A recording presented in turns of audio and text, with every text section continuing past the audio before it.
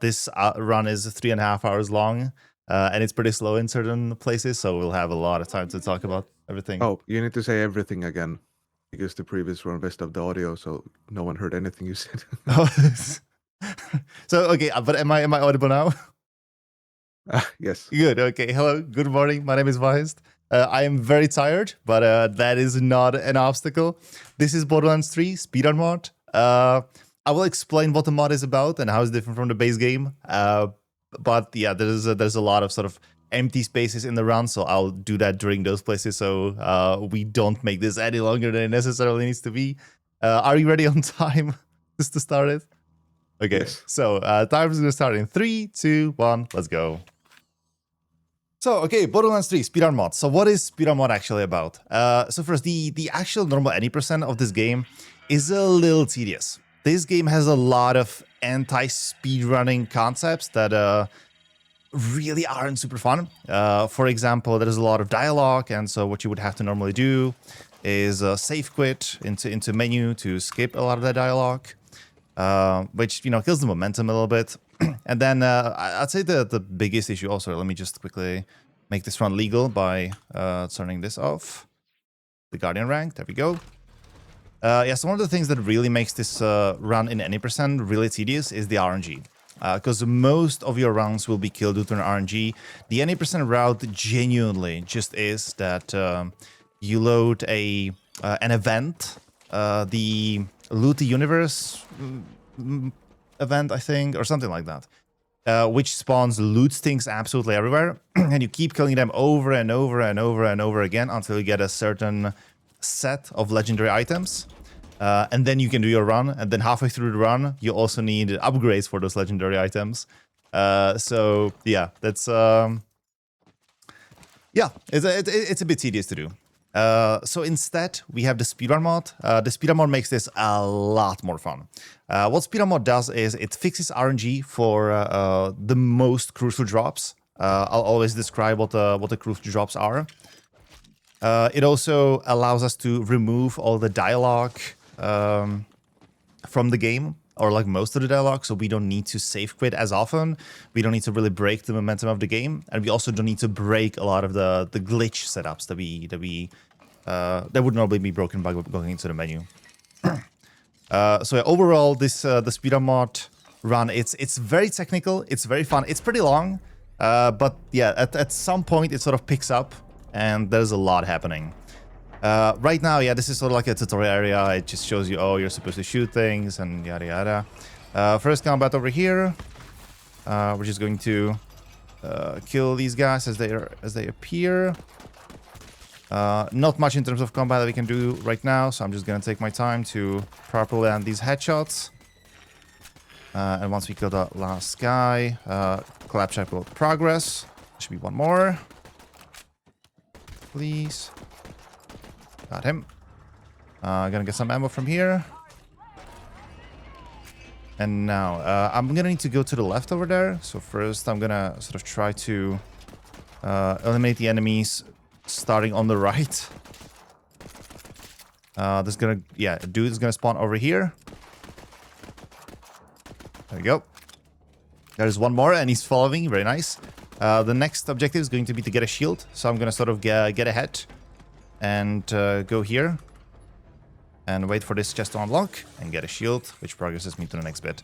So the first bit of guaranteed loot that we're gonna get is from the next boss. The first boss that we're gonna get, or that we're gonna have to beat, is Shiv. Shiv he doesn't really have a lot of mechanics. He does this like slam attack that he does, but he's not a difficult boss to deal with. We're gonna shoot him a little bit, and once he runs towards us, or like that, I'm gonna kick this at him. Oh, okay, that failed. That failed a lot. That is actually, okay, that's probably the worst Shiv I've ever done. I'm gonna try to help myself a little bit. Zip rockets. Yeah, that is easily, without a question, the worst Shiv that I've ever done in my life. Yeah, so this run can go really wrong at certain places. This is not one of them. But yeah, I did 2 practice runs before Hekathon, and I failed both of them. So yeah, we'll see. Mathematically, there's only 2 ways this can go. Either we're gonna get it or not. And yeah, the first guaranteed drop.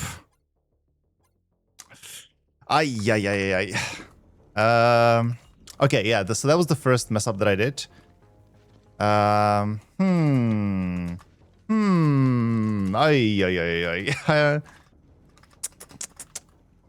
Sorry, I'm trying to figure out what I'm gonna do now. Can I salvage this somehow? I think so.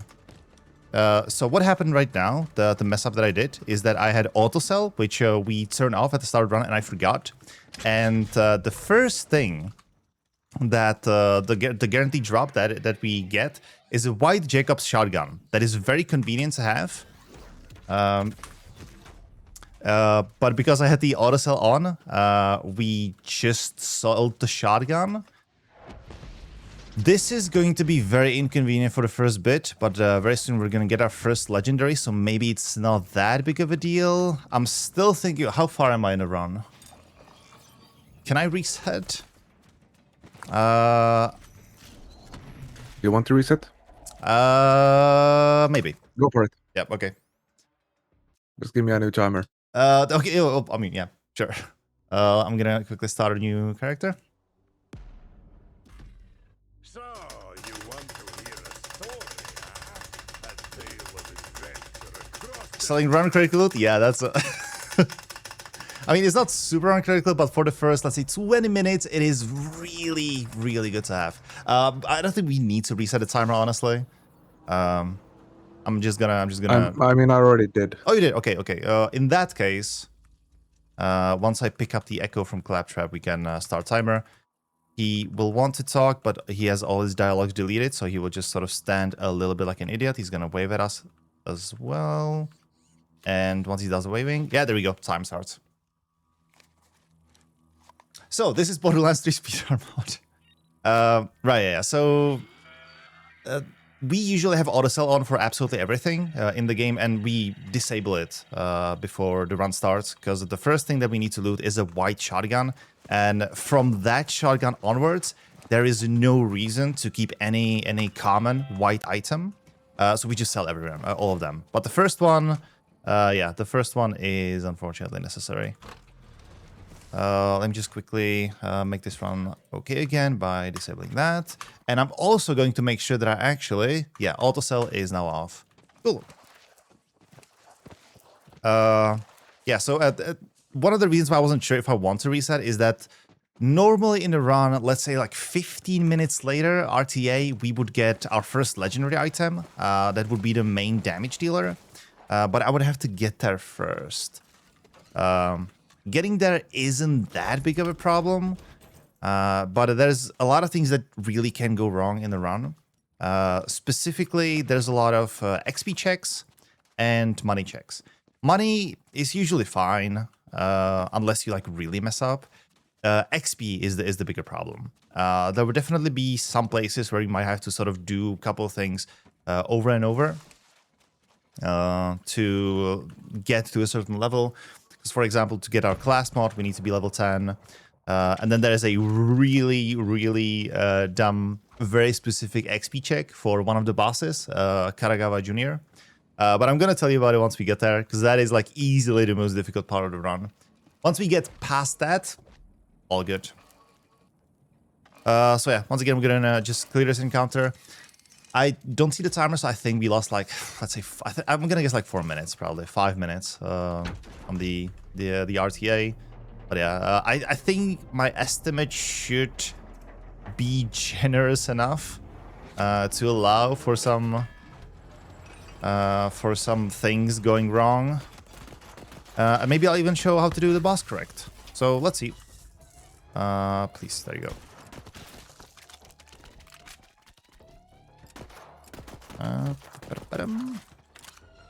Now we're gonna have both of these enemies on the right side. Please stop dodging my bullets. Thank you. Oh, there's another one. No, okay, never mind. So another thing that makes this run a little difficult is the fact that there's no like quick save, quick load. You only can resort to the actual checkpoints that the game makes for you. And most of the times, those are just new use.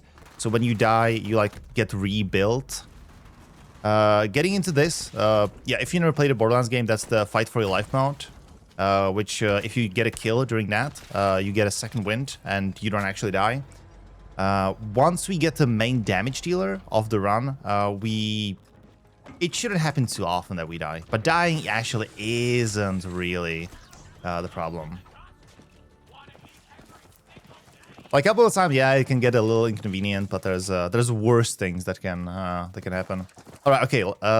The boss fight. I'm gonna wait a little bit longer for Shift to sort of charge us before I do the strat on him.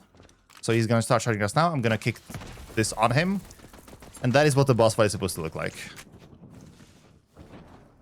And now we even have the White Jacobs shot. The White Jacobs shotgun. There we go. I was like, oh, that's a funny looking shotgun. So this shotgun is actually very randomized. I think the the only constraint is that it is a White Jacobs shotgun. But there's a lot of game. Okay. But yeah, there's a lot of freedom that the game has in terms of what it actually can give me. Some of them are really good, really fun. Some of them are the absolute opposite. I'm going to talk a little bit to sort of skip. Yeah, there we go. And so now, the first sort of combat glitch of the game is... Oh, yeah, this is one of those... Yeah. Yeah, so this shotgun isn't great, unfortunately, but I can make it work. If you look at my ammo, bottom right, you can see that I have 6 bullets loaded in the shotgun, and now I still have 6. This is swap reloading. With this shotgun, it actually kind of sucks. Yeah, once you lose 1 bullet, it breaks automatically. But yeah, this swap reloading is what we're going to be using to get through a lot of the combat encounters. Some of these white shotguns have like an extra animation that are kind of inconvenient. Like this one is not going to be fun to use, but luckily we don't have to use it for long. The actual important shotguns, which is going to be the Hellwalker later on, that one is, I think, very fixed to what it can be. Because Hellwalkers really don't spawn in too many options. And the one that we're going to get also, I believe, has a specific affix that is just locked in. Now we have to wait for a little bit. There's like an introduction to the villains of Borderlands 3, which if you haven't played this game, I think this game is kind of slept on. I kind of like the gameplay. The writing was a bit meh. The villains are like 2 live streamers that are actually sirens, and you know, meh. But yeah, the gameplay was kind of fun. Yeah, you're supposed to watch the monitor, but because we deleted all the dialogue, it just progresses automatically, and we're gonna make our way immediately to the drought. There we go. Hellwalker doesn't have any rare parts. That's true, but affixes can change. So the one that we're gonna get first will have the affix that on every crit, 1 bullet ricochets, I believe. All right, okay, so now we're just gonna run for a little bit to find the Sun Smasher Chief. This is actually a character that comes from Tales from the Borderlands, the original ones. I actually kind of like that game as well, so I was pretty happy to find out that they actually put the characters into the game. I'm gonna take a side mission here, Powerful Connections. I'm not actually gonna do the mission, but this mission is used to skip a trigger in this next mission that I'm going to be doing. I don't really care about the XP or anything. We're really not gonna do most of the side missions. I don't think we're gonna do any, actually. Here I'm just gonna try to get some kills on these guys. Yeah. Just to get some extra XP. They're level 3. A little skip over here. Let's see if I can get it. Alright, let me try again. Let me try again. There we go. Yeah, I just need to get a little bit of XP here to help myself. Once I get to level 3, there's a thing in this game. Once you, and I think it's in Borderlands as well, that once you hit the level, you get a double damage for 60 seconds. We're going to be... Oh, I didn't speak to him. We're going to be using that in certain places for boss fights, but here it's just going to be nice to get a little bit of XP. All right, we speak to him. Now he's going to escape this compound, and he's going to go through the little cave over there. Normally, skags would spawn there, but because we have the powerful connection mission, they don't. So that bit gets immediately skipped. One more, I guess. Please, shoot. There we go. Now I'm just gonna spawn that, get some kills on them, and get there together with Vaughn, so he doesn't have to wait for me. And now the mission on the right, you see clear area of skags, is just immediately finished because of that side mission that we have. So there's a couple things, because we need to wait for Vaughn to get to Lilith. He doesn't run particularly fast. There's a couple things we can do to kill the time. One thing is get a little bit of XP by killing skags. But the more pressing thing that I need to do is do this little parkour puzzle. Get up here. Wait, whoa. Get here. And get the red chests up here. For money. We're gonna need some extra money for a thing happening later on. That looks good. Yeah, but one of the first things that we need to pass is a money check in the first sanctuary segment. Because we need to buy a couple of things. Okay, now there's several randomized items that I need. I'm going to sell some things, including the pistol that I've currently equipped and this. And we're looking for a shield. Oh, what? How did this happen? What? Okay. Why is enter... Okay. Good RNG, good. I don't know why enter is now making my game small. But that's fine. I'm gonna blame Lay. Okay. Alright, cool. Yeah, everything's fine. Yeah, so one bit of RNG that is still in the run is that you need a shield. Specifically, we would like to have a Vagabond shield for the early part of the game. And then from a certain point onwards, we really need a Fleet shield. And we already have it. Sprint shield. Yeah, that is what we want. Yeah, cool. The Fleet shield, all stuck on. Maybe. Thank you. Yeah, so the Fleet shield gives us 10% movement speed when our shields are empty. Vagabond shield gives us 10% movement speed when our shields are full. At the start of the game, we would like to have more shields. So the Vagabond actually gives us the movement speed a bit more often. Yeah,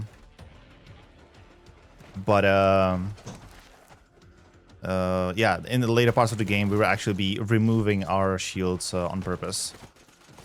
I'm just trying to... Okay, sorry. So this weapon, I forgot to mention, this is the first legendary that we're going to have during the run. This is the Vanquisher. We will not be replacing this gun at all.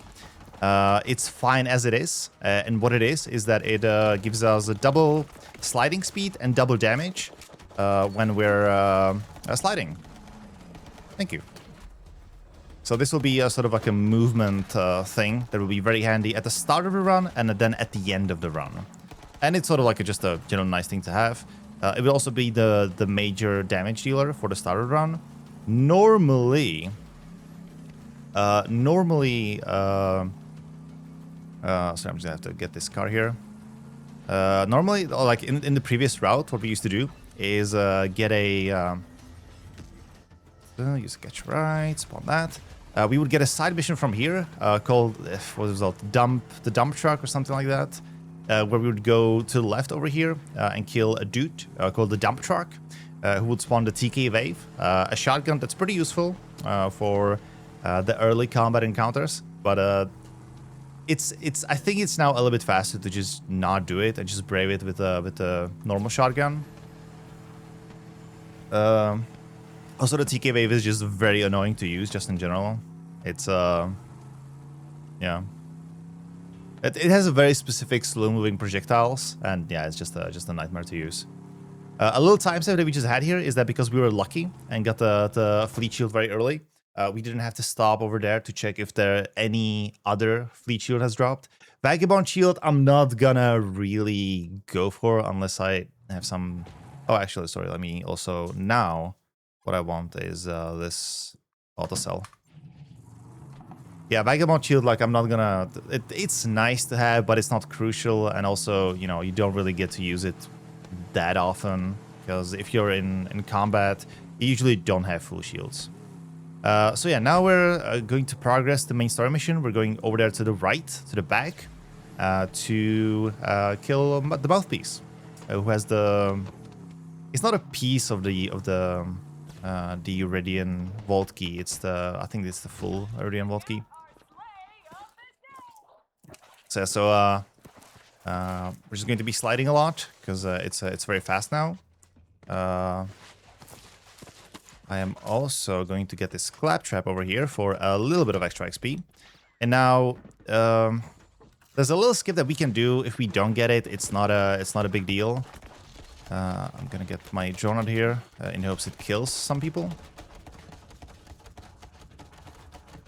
I'm also going to get some skills in. I'm actually just going to get that. The skills that I'm going to describe later, because right now they won't have a massive effect. But yeah, so the first skip that I'm going to try here, this is Zane specific. This is the exit from the Mouthpiece boss fight area. There we go. And we can just go to Mouthpiece from the back. First try is actually very nice. It's a little tricky to get. And it saves, like, you know, walking through the compound, let's say, like 20 seconds, something like that. So I'm gonna go here to trigger the boss fight. This is Mouthpiece. Now Mouthpiece is gonna have several phases. I'm going to try to sort of slide every time trying to hit him. Every time we take a third of his health away, he's gonna be invulnerable for a bit. And then once this blast happens, we can do that again. One thing we just need to do is avoid these blasts. Yeah, okay, yeah. He burnt, so that's another third of his health gone. I'm gonna just do that. Oh, I see. That was a little too early. Why is he doing it twice? Oh. Oh, and now we have double damage as well. From the ads. There we go. Yeah, sure, we can kill some of them. Not a problem. And we're going to get all of this because we can sell it into money. And I think we got the vault map. We got, okay. So, here's the thing. We need to wait for a little bit until we get the updated objective to go back to Lilith. Right now, there's just not going to be anything in there. So we're going to get some extra XP in the meantime while we're waiting for that. We are going to go kill Scrag. Scrag you're going to see many times in the run. Couple of times, well, like probably once now. And then a bit later, let's say if everything goes well, in like 40 minutes, I'd say. Because Scrag is going to be an important piece of the puzzle later on. He will actually, once we're level 10, will drop a crucial piece of the equipment that we need. So I'm just gonna kill him for the extra XP. I'm also I would like him to die close to me. So I can just go and grab everything he drops. And just sell it. There we go. And that's actually a pretty good timing on everything. So now we can just fast travel to the Trouts. And here. Let's talk to Lilith. So far, pretty okay. We don't talk about the initial restart. That did not happen. It's not part of the timer.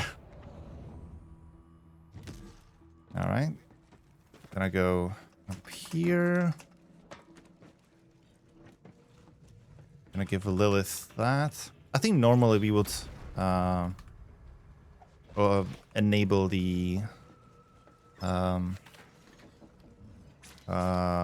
auto sell here.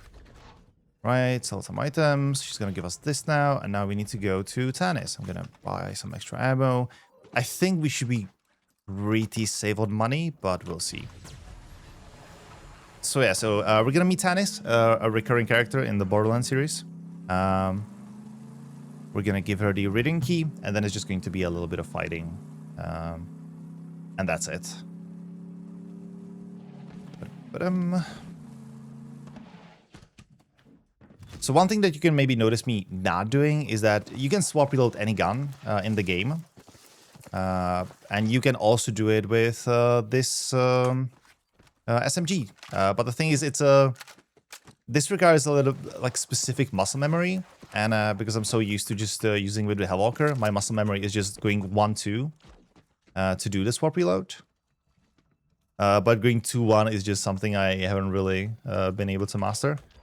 All right, give map to Tannis. Now we're going to save quit to skip a lot of the like forced waiting until the next part of the objective starts. So now we're just going to run back to her. And as we get there, the combat is already going to be in progress. There's a lot of save quits that we would do in a run because, you know, the time spent loading isn't counted for in-game time. Sorry, like load remove time. But of course, for marathon settings, we're doing everything RTA.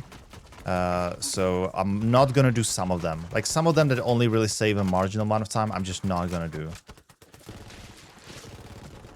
We're just going to be killing these enemies. I should probably talk more about the swap reload glitch.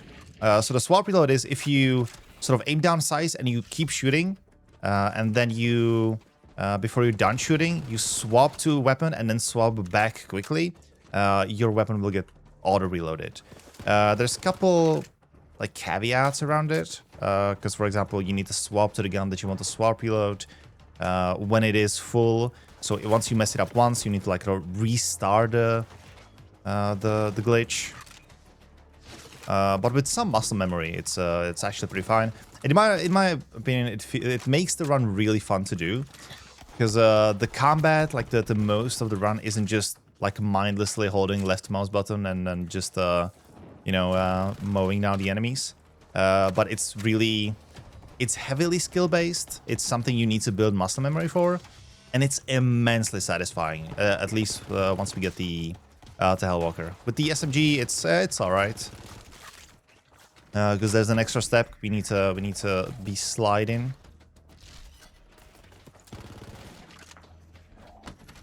Yeah. So fun fact: swap reloading was partially fixed in Borderlands 4, but not fully. Initially, it seemed like the swap reloading was no longer a thing. But you actually can swap reload in Borderlands 4, but you can only do it on your last bullet in the magazine, which is... It makes it like a tiny bit difficult, but at the same time Borderlands 4 introduced... you can bind things... Sorry, you can bind the same key to multiple actions, and then you can sort of bind previous and next weapon to the same button, and you have like free swap reloads. Oh, okay, see. So we can now proceed. We have defended Tannis. Now she's going to have a chat with Lilith. So what we're gonna do is go get our Outrunner and sort of get to the next objective a little bit faster. Now we're going to Sanctuary 3, the spaceship in this game. That will be our home base. We're going to meet Ellie again and get a vehicle from her to do certain things. Okay, so here's the Tridock. Here's Sanctuary 3. And Ellie is gonna spawn right here. There we go. Alright, and now we're gonna go to Trout's Highway and respawn the vehicle there. We're doing this for several reasons. We're gonna get closer to the fight, but also we're going to sort of skip a new U over there, which would respawn us over there, which we don't want. Being here is just in general a little bit more convenient. So I need to run over 10 things. There should be some Warcade spawning here. They kind of don't. Okay, well, that's fine. Skags it is then. I'm gonna kill these just for some extra XP. 1, 2. I'm hearing a Skag.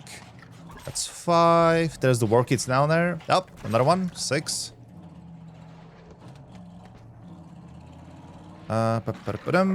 That's 7, 8. There's another one. Oh, good. Yeah, we're fine. And that's 10. So now a little bit of a skip, which doesn't save a whole lot, and it's a little finicky to do. Yeah, nice, nice, nice. All right, that just keeps just driving around this whole thing. And now we need to get the astronaut chip. There's a little optimization or a little movement we're gonna do here by doing this. This is only possible thanks to sort of a momentum preservation thing that Borderlands 3 has. But I'm gonna talk about that more later because right now it's very subtle, but later on it's going to be very, very noticeable what that thing specifically does. A safe quit should now put us back to the highway fast travel point. There we go. So I can just respawn this and go back to Sanctuary 3. We're almost at the end of this Pandora section. We're actually going to be staying on Pandora. Throughout the course of this game, we will visit 4 planets. I think it's 4, including Pandora. But yeah, there's just this intro section. Here I'm going to drive over this, activate that new over there, and then drive back. And once I'm thrown out of the vehicle, I'm going to quit the main menu and go continue. That will skip because Ellie needs to say some things and then go somewhere, and she walks really slow. So this will skip that entire part of her animation. Once we spawn, we will spawn at the new U that we just activated right here. And now we're going to go to the back of this crate to progress the story. All right. I'm going to try a little bit of a skip. This one I'm not particularly good at because it's a clone sort of skip. So let's see. Nope, I don't know. Yeah, let's cut our losses. So yeah, this would spawn the clone at the top of the dry dock, so we could just skip, going around. It's one of the reasons why this game is so punishing to run, because if you mess up one thing, you just immediately lose. Like, you don't lose single-digit seconds. You usually lose, 20 seconds, minutes sometimes at some point. I see. Okay. So with level ups, you kind of want to be strategic about them because you really want to have them at, locations where it makes sense to get the double damage buff. I think I still should have it. I will probably have it when the badass spawns. But no, yeah, I think we should be fine.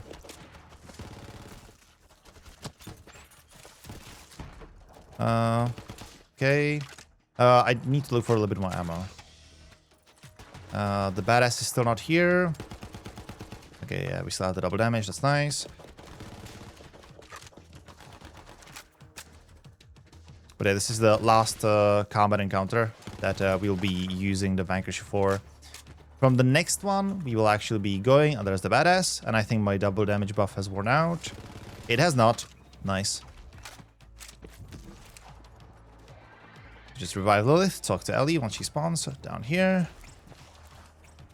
And now we're leaving this planet. Now we're out of here.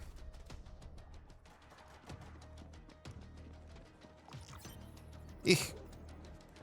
No. My skip that saves minimal amount of time that I'm failing and losing a lot of time. Okay, good. Alright, that's it. So that's it for Pandora. And now the Sanctuary section. So I actually have notes for the run on my second monitor, because there's a bit that I partially remember, but it still needs a little bit of refresh. Okay, so first things first, there's going to be a huge section with Claptrap just doing stupid things. We can skip all of it by just safe quitting right now, because Claptrap would do something stupid and we would be in 0G for a second. We would be floating in the air. It's like an animation or like a cutscene, almost an interactive cutscene that takes 30 seconds, maybe closer to a minute, honestly. So yeah, this safe quit just this is huge. So now we can just go. The ship is damaged, and we need to look at some people. So there's Tannis. I'm gonna just melee that. That's it for her. Marcus. Okay, so first thing that we're gonna do, we need to kill 3 sprinklers, and I'm also gonna. Good. I'm gonna buy 2 SDUs for shotgun. This is the first money check. I passed it. Normally, I usually forget to get some of the money, and I don't have enough. But we're completely fine now. The SDUs for shotguns, they increase the amount of ammo you can carry, and shotgun ammo is actually the only one we really care about. There'll be a couple of safe quits in here to sort of help Ellie move and skip certain parts. I think we're only going to do one more to be done with Moxie's animation. Maybe two, actually. Let's see.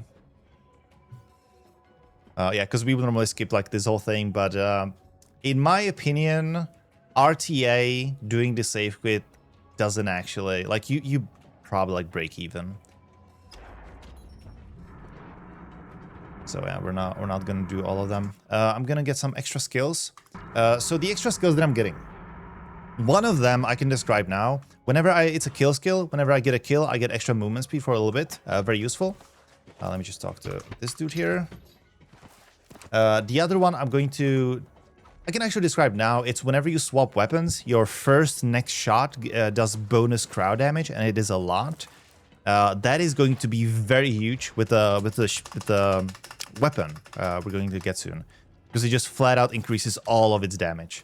Here, yeah, sure, I'm going to save quit now, because Moxie will just very slowly walk to one of those, I was going to say vending machines, the casino slots thingies, and like pump it. So we're going to skip that. Not 100% if this actually saves time doing it like that, but we've committed, it's fine.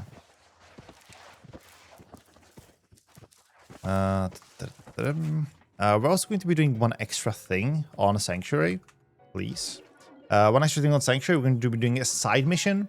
The only reason that we're doing that side mission, well, there's two actually, is that we can buy a thing that gives us a bonus XP, which we kind of need because we will be not really having a lot of XP in the speedrun mod because we don't have to kill enemies over and over for RNG.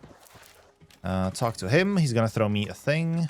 Okay, thank you. That was a good throw. Oh yeah, and safe quit here as well. So I can teleport all the way to the top floor, and I don't need to worry about parkour. Yeah. So as I was saying, we're gonna do a side mission here in Sanctuary. Partially because of the bonus XP. We're gonna get a buff for the next 2 hours, or maybe no 2 hours. To get bonus XP, but also the speedrun mod made it so that mission gives us our main damage dealer for the first like half of the game, which is the Hellwalker. So first things first, I'm going to leave a clone over here for faster travel. I need to go back to the bridge, and I think I need to navigate to Promethea. Yeah, navigate to Promethea, and now we're going to be doing minigames. So we're going to be doing Borderlands Science. So we currently have 3-4-1-5. So to make this legal, we should end on this as well. We have to play this minigame 2 times. And there's 5 levels. The solution is always the same. We need to sort of beat the high score with Claptrap sort of giving us tutorials. Luckily, all those voice lines are deleted. So it won't be taking too long. Yeah, you can absolutely just remember that solution. It's not that much to remember, but just in case, I have everything prepared on my other monitor as well. That's good. We essentially need to beat every like max score or like target score by 1 to get all the extra stuff that we want. That. And I'm missing one, right? Yeah, that. Good. And now we're going to do the same thing again. We're going to get 250 each, I believe. And for 500, we'll be able to buy the XP booster. All right. Bottom row, third row, and then the middle.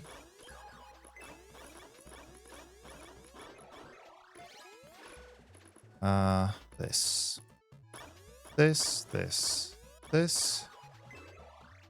But it can also absolutely soft lock. It just sometimes happens, and it's super annoying. This game is actively trying to destroy a run, by the way. There's several sections, I'm going to be mentioning that again and again, where the game is actively fighting against you. Why is this one not good? All right, and we have enough, so now we're going to buy this booster, and we are on 3415. So this round would still be legal, even though that's not really the concern that we're having right now. And there we go. Oh, wait, I need to be level 7, which I'm going to be very soon, I believe. I just talked to Lilith, and that should be it. Had I done dump on dump truck, I would already have it. But yeah, still fastest way. So yeah, so now we have our 2 main legendary items that we're going to need for the first part of the game. You've seen a Vanquisher. The Hellwalker you will see very soon. So now we need to talk to Ellie and move to the next planet, Promethea. Oh, so Promethea, yeah. Some things that we need to remember. We're going to be doing a lot of like not side missions, but bonus objectives like collectibles, because they give a lot of XP and they're conveniently placed along the way. And yeah, we want a lot of XP, but not like an outrageous amount. We want to, by the time we get to Katagawa Junior fight, we want to have level 15 and be like very close to hitting 16. So, yeah, need to be very specific. I killed 2 enemies specifically to get the buff, to get a bonus movement speed. So yeah, I'm just going to be slow. Oh, I see. Firebrand is immune to fire. Oh, of course he is. Place my clone here. First collectible is over here. It's the Death Claptrap. I think the next dude that spawns here is going to have a shield. Yeah. And now we can kill this guy. For extra movement speed, talk to Lorelei. There's a safe bit that we would do very soon, but I'm not going to do it because I don't think it actually is a time save RTA. I'll buy ammo, sure. So yeah, this is the Hellwalker. Yeah, I'll show you how it works in combat, because this is a mad. Oh, sorry, I need to talk to her. This is a mad weapon. So once we can, we're going to spawn a car and sort of continue with the mission. A couple extra things we're going to do. So right now we're just supposed to go all the way to the end. But as we meet a specific car along the way, the mission is going to change to kill that car instead. The car is going to spawn on the right over there. First, I'm going to go up here.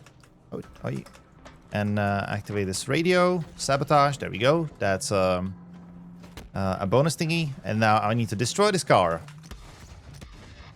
Hold on. All right. Get that. Nice.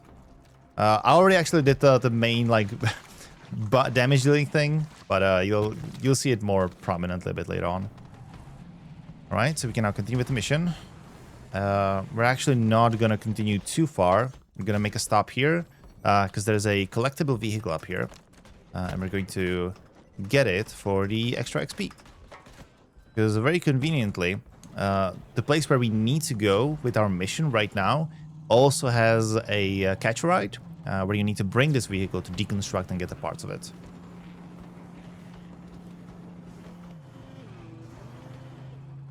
All right, that's all the way back there. Oh, sorry, Lorelei. Now that.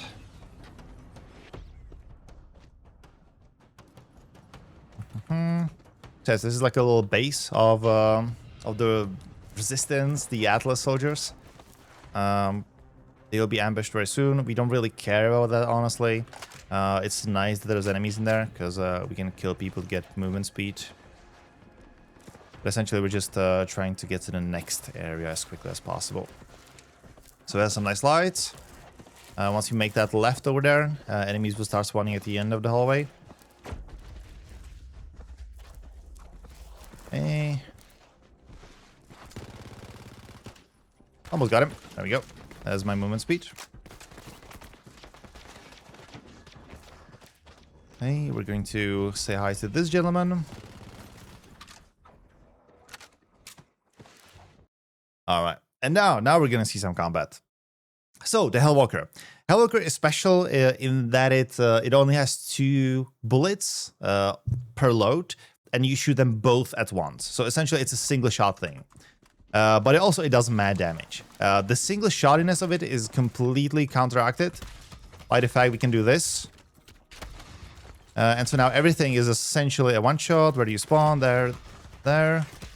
The good thing about this as well is I believe this has the... If you crit, one bullet ricochets, and that bullet also does mad damage. Oh, okay. So let me quickly get to the next area while I have the double damage buff. Because 2 heavies are going to spawn here. And yeah, this one's gonna get frozen because of the cryo damage, thanks to our skill. There we go, we got that. I'm going to try to kill some extra as well, just for some... Okay, hold on. Some extra XP. And here I believe... Yeah, Yeah, need to save quit now. To skip a lot of the conversations. Because some of the... Especially the conversations where there's like a holo of someone, they don't seem to be particularly much faster. Whether the dialogue is there or not. I'm actually gonna buy more of the ammo. I shouldn't spend too much on ammo because there's a massive money check later on in the game. I'm gonna need $27,000 for a weapon. At Eden 6. Whoops.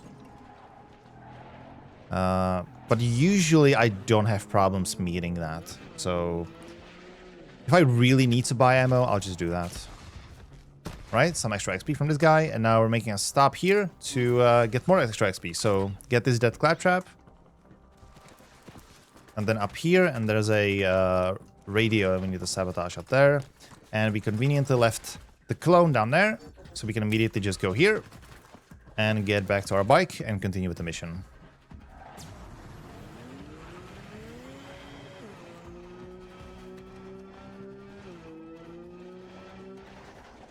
Alright, gonna go this way. I'll try to get some kills along the way for some extra XP and also some movement speed. I'll drop this dude in here.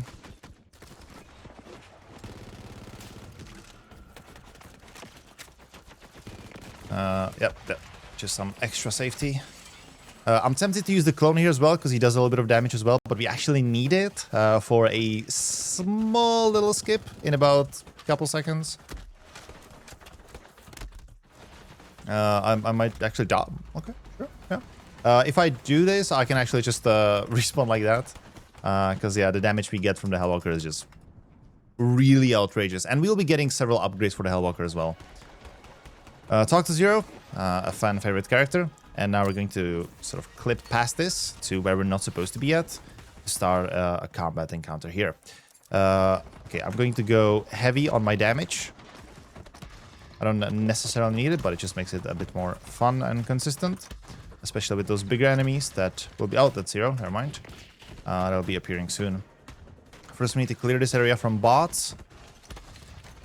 I think that might be the last one. Oh yeah, another thing about the Hellwalker is that it's kind of not the worst for longer ranges. Okay, where's an enemy? Because this, like the pattern, like the spread pattern, is locked. Please, for the love of God, thank you. Is locked. It always does like a reverse pentagram, as like the spread pattern. So it has sort of a certain degree of predictability. So now we activated the computer. And enemies will start spawning. The first wave of enemies will spawn from up here, so I'm just going to wait for them here. Do that, why not?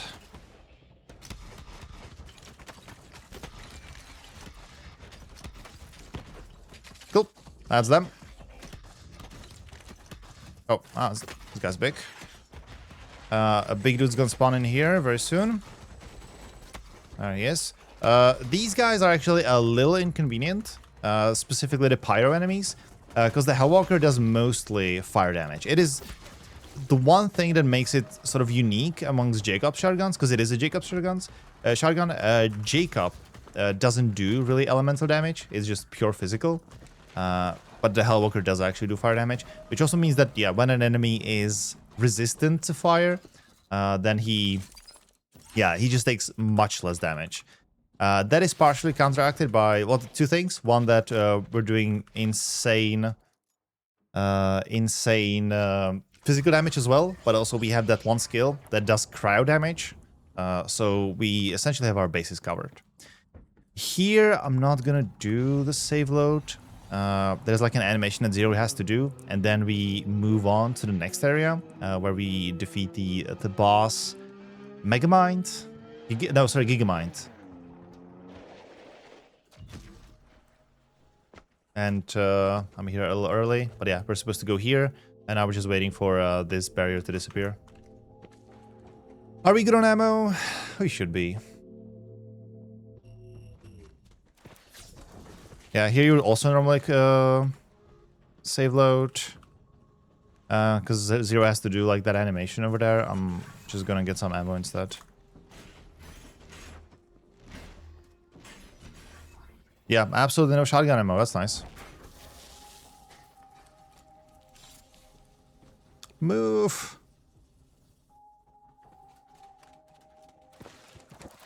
Oh yeah, sorry. Before I forget, I'm gonna get one skill point into that, so I don't forget later. That will be an important clue that we will, or sorry, an important thing we'll be using later on. And that's the boss fight. That's Gigamind. I'm gonna also grab a lot of stuff from him. I need his brain. There it is. Cool. And this will be the case with most of the boss fights. It's just they get evaporated by the shotgun. All right, so we need to talk here. I'm not gonna save quit now. I'm gonna instead search for ammo. Because we're supposed to give him the brain and we like make a threat that we're gonna eat the brain. It's actually kind of it's not the worst writing. There's much worse writing in the game. We would like to be level 10 by the time this quest ends, but we're not gonna be. But that is all good. Please. Okay, I would have saved it if I remembered that this animation was this long. Okay, there we go. And now once we have that, we're gonna do something they will never expect. We're gonna go back to Pandora.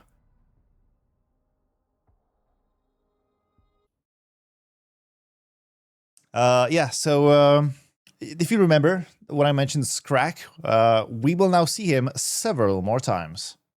We're gonna farm him a little bit. So we're gonna kill him, I'm gonna guess like 3 times. First, we need level 10, and then we need an item that he drops. And in any percent, you would just farm him for a little bit. But in the speedrun mod, he actually is guaranteed to drop that item. Okay, good. And then I need to save quit so that the actual, like, you can kill him how many times you want, but you need to go to the menu and back for him to respawn. I don't think it's enough for you to just go to a different area. I think that's something I tried in the past and I was very confused about. But yeah, this works and it's just faster anyway. I'm gonna use my drone again. I'm not gonna use it for when I'm actually killing him for the mod or the loot. Cool. So that's level 10. That's what we've been waiting for. That's the first experience level check.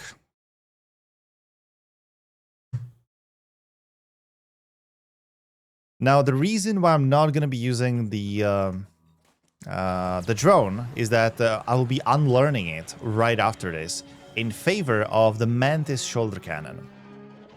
There's a massive synergy that's coming up. Yeah, I'll describe later again. There we go. And there's that class mod. And actually, I'll just grab some of these as well. Why not go to Sanctuary? So, the class mod. It is the Infiltrator. And it is a specific Infiltrator. It is an Infiltrator that has 3... okay. class mods in the game give you some skills for free, so you don't have to learn them. This one is guaranteed to give me 3 ranks of Supersonic Man. There we go, 3 ranks of 3 ranks of Supersonic Man. The other effect of the Infiltrator is that whenever we use, hold on, there it is. Whenever we use an action skill, which is like the drone or the Digiclone or the Mantis shoulder cannon, we lose all our shields, which is good because we have the fleet shield. So whenever we don't have any shields, we get plus 10% movement speed. So essentially, I will now be spamming this a little bit to, get more movement speed. Sorry, I little lost. Is this Athena's? Yes. Yeah. Okay. Right. Navigate to Athena's, and that's it.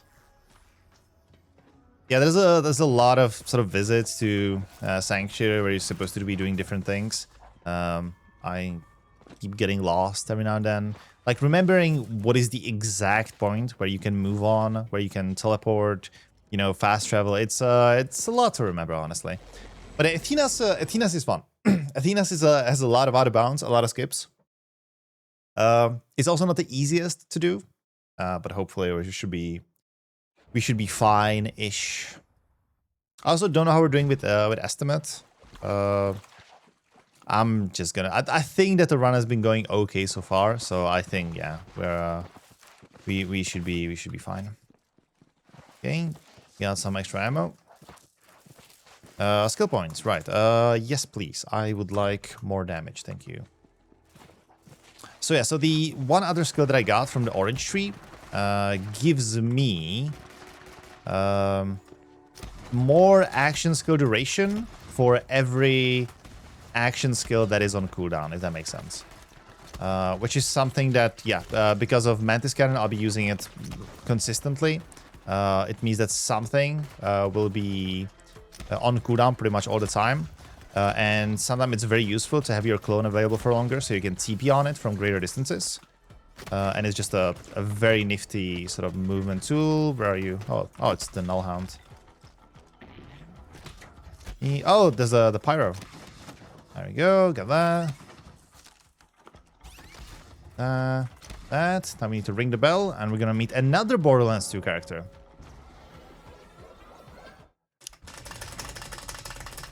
Which is also a fan favorite. It's Maya. I'm gonna leave a clone here, and I'm gonna go up here once again to get something for some bonus XP, specifically the Typhon Lock. There we go. So yeah, she'll be moving, but she's not terribly important now, because the next sort of battle section, the next area, we will be skipping entirely, or I'll be trying to skip. I'll be trying to.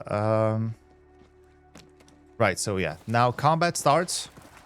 And I want to build a lot of sort of movement speed, like the extra movement speed. So this should be good. Okay, no. Let's try again. I think that was good. I just missed it. I'm gonna wait for the cannons to be available again. Okay, sure. But at least I won't have to wonder whether Maya is ready. Okay, now I just didn't have enough movement speed. Okay, I'm gonna use another skill and make it be on cooldown. I think I'm just aiming it wrong. Hold on. Worry do not. I am going to get it eventually. It's fine. It's fine. What about that dude over there? Cool. Oh, okay, come on. That okay. The dude just bumped me in the air, and now is the shotgun? Okay, yeah, good. Yeah, so the fact that we don't have any shields. Ah, there we go. Okay. So now we're out of bounds, and we use the little thing, because yeah, in this game. Oh fuck. Sorry. Yeah, if you mantle, okay, hold on a second. I'm getting a little worried now. I'm gonna... man. Yeah, you know what? I'm gonna take this safe, because we can absolutely mess up. If we fall out of bounds too hard, there's a chance we might not get out of it.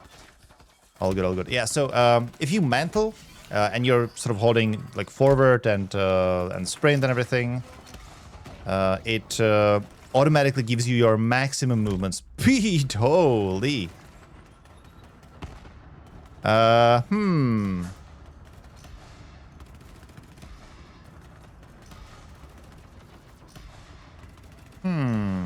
What do you think? Oh, no, yeah. Inconvenient. But if you would have jumped across the thing and skipped this combat section, it's not a huge skip anyway. And there's more to come. Where am I? Let's see. I wonder, because like it is probably faster at this point to just do it casually. I'm just sort of trying to think in also terms of like the entertainment value, whether I should just do these things regardless. One more try. You know what? I think I have still a lot of time on estimate, so I'll just try doing that again for your viewing pleasure. Okay, this was just me. This was just me not pressing space properly. That was me aiming it wrong.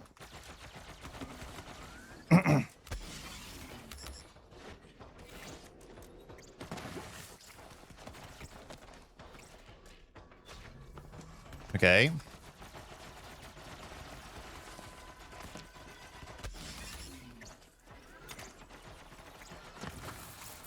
Yeah, that's a disaster.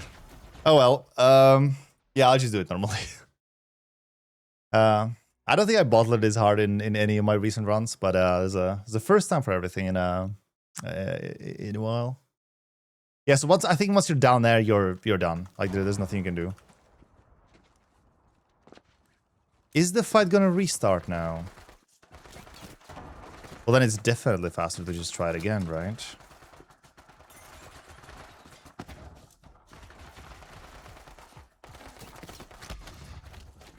Okay. Get that in. Okay.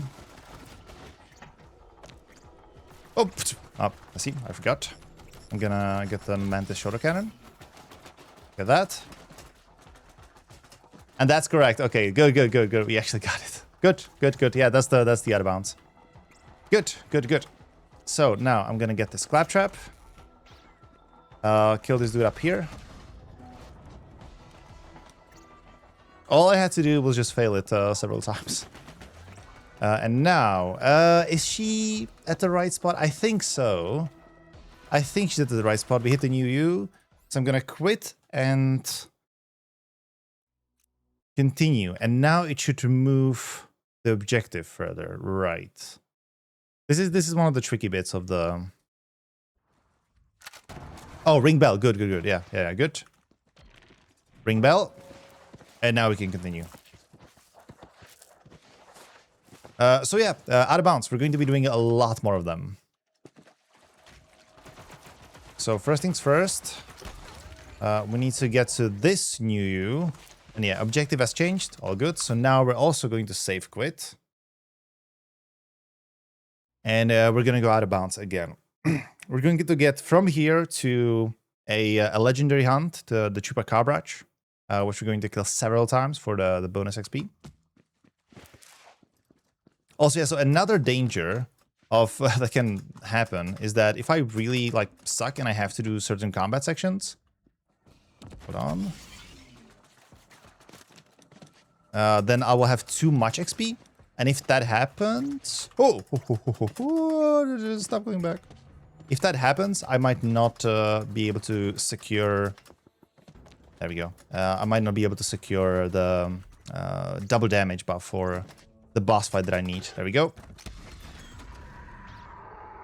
So that was Chupacabra. And now we're going to go here and grab the brewery mission. and save quit. We're actually going to do that brewery mission because there's a lot of just waiting around, so might as well do something productive in the meantime. Yeah, we'll now meet Ava. So we now ring the bell. Yeah, I'm not gonna kill those two guys. And now we continue sort of like normal. And I'm gonna talk to Ava, which I think is one of the least like characters of Borderlands 3. I kind of understand why. I don't think the writing is particularly good, but yeah, we don't hear like anything from her. So yeah, the first things first, we're going to go and kill Chupacabra. And I'm just gonna grab some of the things that I can sell from him for some extra money, for some guaranteed cash flow.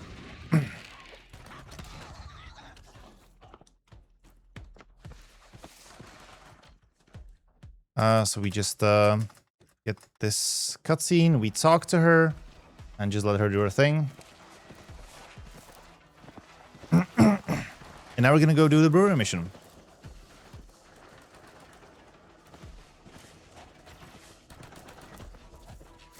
I got some extra skill points, so let me just, put something in extra movement speed whenever I kill somebody.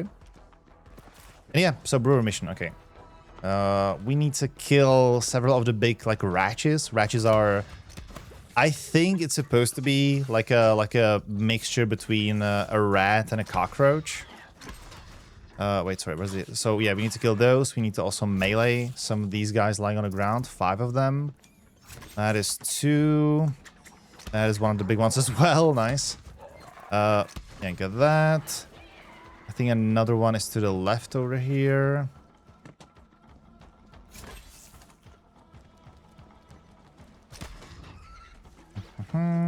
There's another one of those big ones. And then that.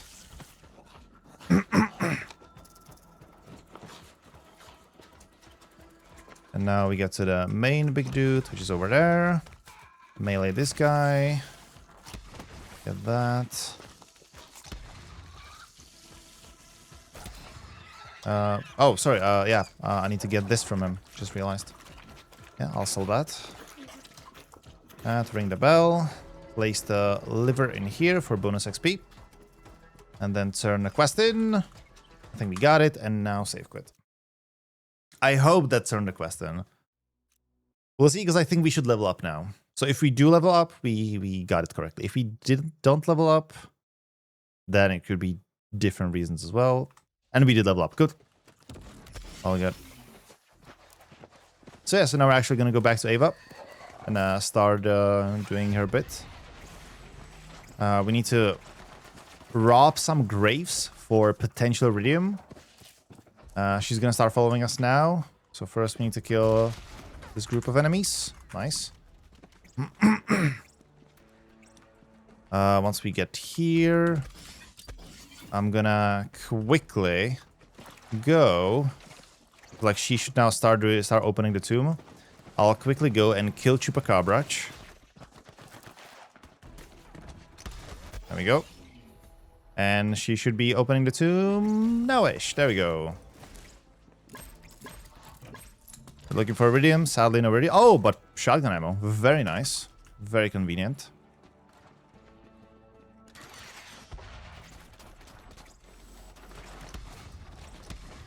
Yeah, need to kill all these enemies. You're alive. And then once there's a little bit of breathing room, we're gonna get another bonus XP thing. One more. Ah, there you are. Cool. Yeah, there's a Typhon lock right here. Cool.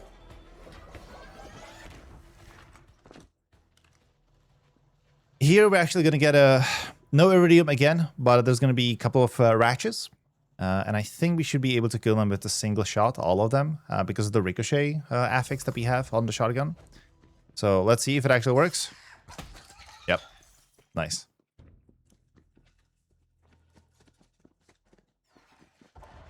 So now we're going to get to the actual iridium by killing this ratch nest. There we go. And now once we get that, good game. And load.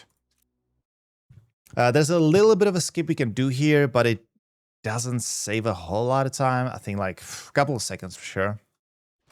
But you have to either first try it or maybe second try it. First I need to go here to activate a trigger so that Ava is actually moving. Otherwise I would soft lock. And now let's see if we can get that. Okay, first try failed. Yeah, instead of just getting to the next area a little bit faster before Ava actually goes and opens the door. I think she should be pretty close by now. I'll try it again. Why not? Yep, that's fine. Not terribly consequential. But it's one of those things I kind of like miss about this game. Because, you know, if you miss a jump in a different game, let's say Jedi Academy, something like that, then, you know, you quick load and you try again and again and again. Which is the thing, like, you know, with many movement-based games. Yep, not here. Here, it's one of those kinds of games. We're gonna go up here to get another death claptrap. Please, let me mantle, thank you. Got level 13 relatively early. It's going to for sure be interesting with the level check that we're going to have later. But let's see. That was nice. Right now I'm thinking we might have a little too much XP, but we'll see. Okay, yeah, boss fight. It's Trant. So he's gonna make an ice wall immediately. Ha, there we go. Okay, nice. And he's dead. Yeah, we're gonna grab all of these things, but first we need to give her the iridium and yeah, get all these things so we can sell them. Just get money to make sure that we meet the money check later on. But that is it for Tinas. We're just gonna grab a couple of things. There's one more Typhon lock over there. And I was just need to wait for a little bit because Maya needs to make her way here. Cool. So we're just gonna loot everything that isn't nailed down.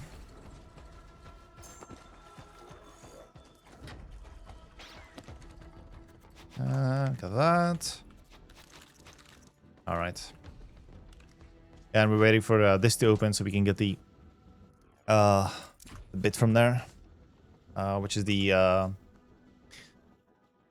part of the vault key that we're looking for. So after this, I believe it's the there we go, get that, and go to Sanctuary. So next part should be the Sky Well. Yeah, that one's got some interesting quirks, but not the most difficult by far, I would say. There's a boss fight at the end, but yeah, once again, nothing too special going on there. Going on there.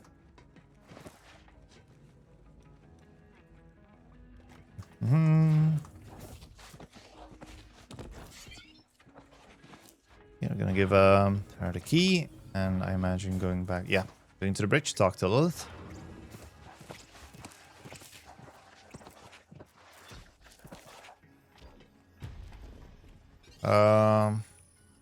I believe we can just go to Promethea now. Any Metroplex. Yeah, this is one of those things where I'm like not super sure. Do we wait for something or can we just go?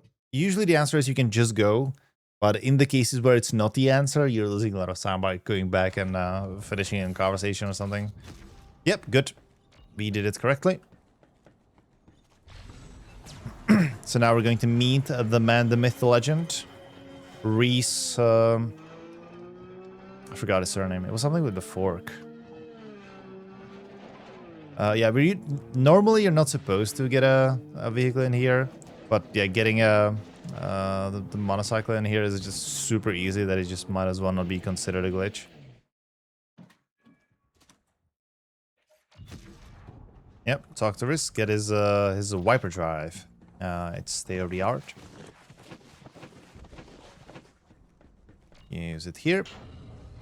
And yep, make our way to Skywell.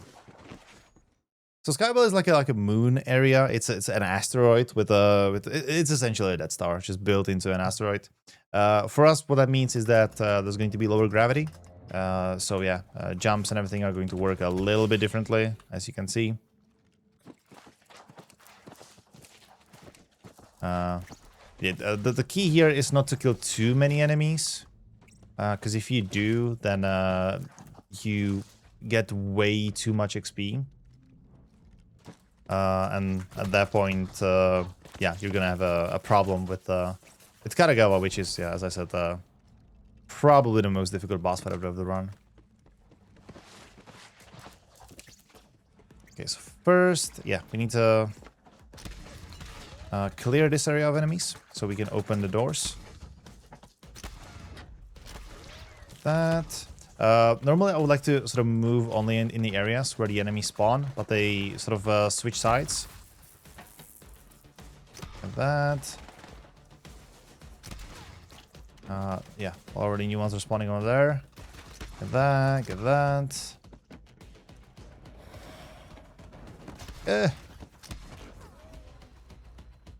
Where are you gonna spawn? Oh yeah, cool, yeah, so it's this bit. Nice. A couple of them are gonna spawn in here. That's good. You're fine. And then, yeah, this guy on the inside and one guy is now here. That should be it. No, there's more. Oh, and this one here again. The jet trooper, yeah, that was the bigger issue.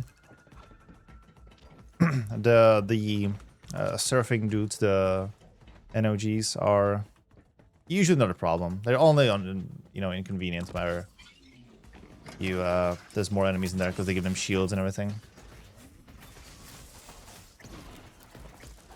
So here we're going to use the elevator by putting the Viper Drive in there, and then we're going to save quit 3 times to skip most of what's going to happen here. So save quit number 1.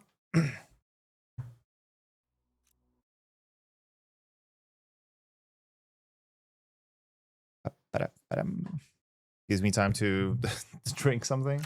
Save quit number 2.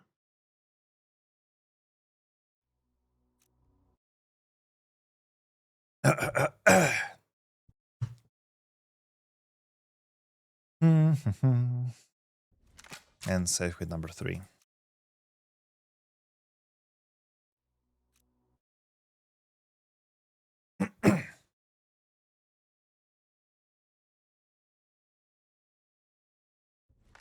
Okay. So we're gonna get the defeat security. I think it's just a feeling. I'm actually not sure about this, but I think this spawns less enemies this way than if you were to like just do this normally. Yeah, a couple enemies around. I might start. Well, I might be forced to start thinking about ammo as well. Okay, that's right. That was the money box. My bad.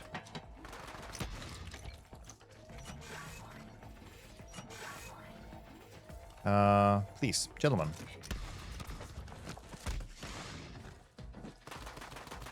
Okay, cool. Yep, that's it.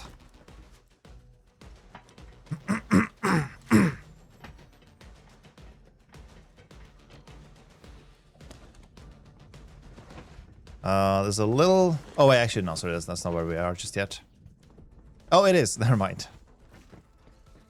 There's a little... Let's see. Okay, yeah. The mantle is from the side. Otherwise, we fall. Now we're going to go and get a dead claptrap for some extra XP as well.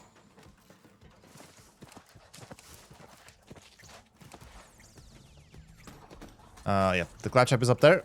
Just need to get up here.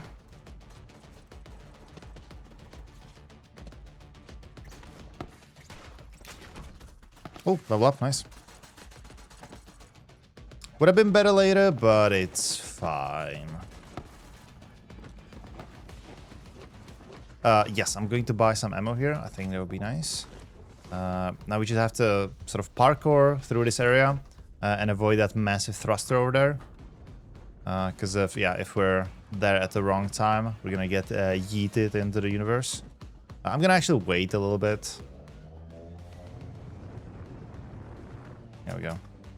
And then take a little bit of a shortcut by going up here. There we go. Got that.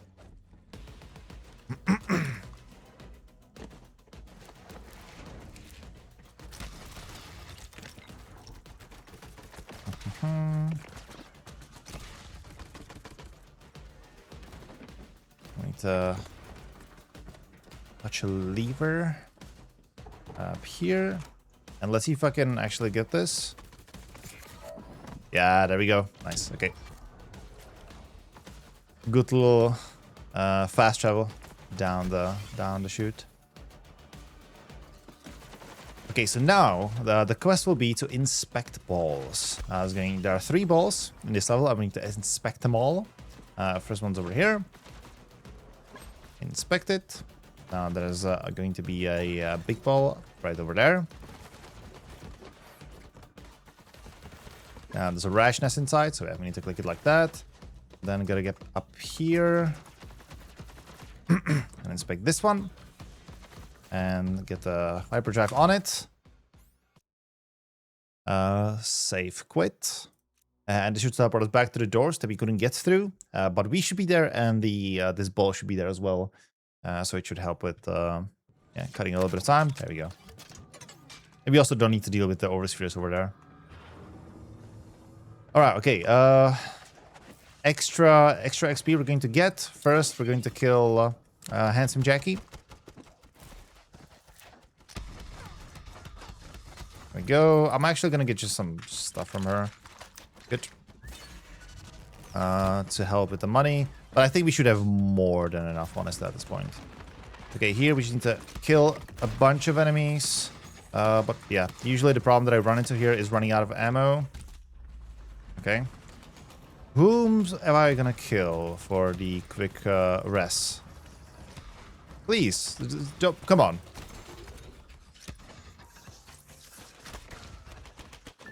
Oh, oops.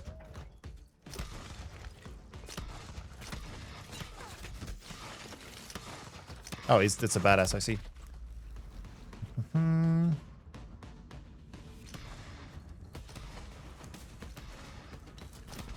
There we go. Couple more in here. Oh, whoops. Yeah, whenever I sort of, after a shot, end up with the Vanquisher, the SMG, that is my muscle memory failing me. Because it's me trying to do the swap reload, but yeah, doing it slightly wrong. More bonus XP I'm gonna get here is this Death Claptrap here. With the, library of every dubstep song in the universe. But yeah, you're just supposed to do like this really quickly, and there's a certain rhythm to it, certain muscle memory. But it's such a tiny window that, you know, it's very easy to fail.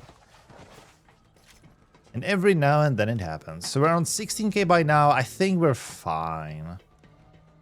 Yeah, I don't say like that check is currently not the problem. Wait, sorry. Look at that. Yeah, that is not the problem right now. The money. It's the next check that is waiting is the levels. Oh, got that. So now we're gonna go to the boss fight.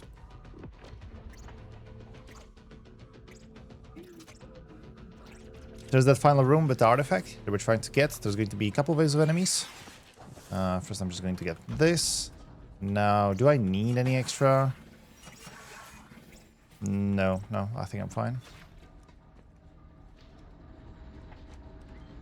I have skill points to spend, but I don't think I have anything good to spend them for. And we're going to be respecking very soon anyway. Oh, it's the sniper. But I really like the soundtrack. If you can actually hear it on stream. Because Reese is canonically, he tried to sort of hack into a sphere, an oversphere, to control it. But the one he has chosen is by accident a pleasure sphere. So instead of machine guns and everything, he has a loop and music and sort of mood lighting. So the best thing you can do is deploy smooth jazz. You can barely hear it, I see. I don't want to overdrown it with a shotgun blast. Okay, a couple of waves of enemies.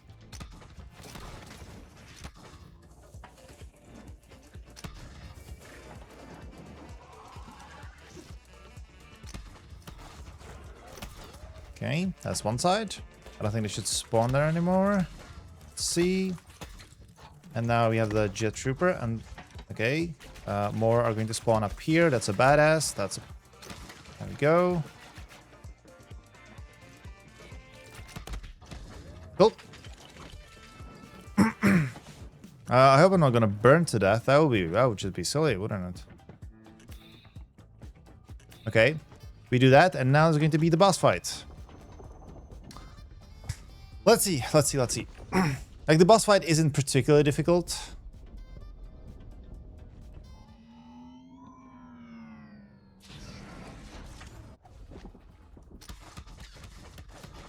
It's about not breaking the rhythm. There we go. Nice. Very good. Whew. Because that one you need to hold for a little while, and every single shot you need to do like a swap in a specific rhythm. It's very fun to learn. Once you like actually get the muscle memory of it, it is so satisfying to do. And nailing bosses like that is just, it's very rewarding, honestly. Okay, so yeah, now we're going to start doing things, okay? So first things first, we're going to go to we need to buy one shotgun SDU for some extra money. Now we're gonna visit Tanis. And I'm going to start doing the major movement glitch from now. Like, I'm going to start setting it up. Because at this point, if I have to quit the game or anything, problem.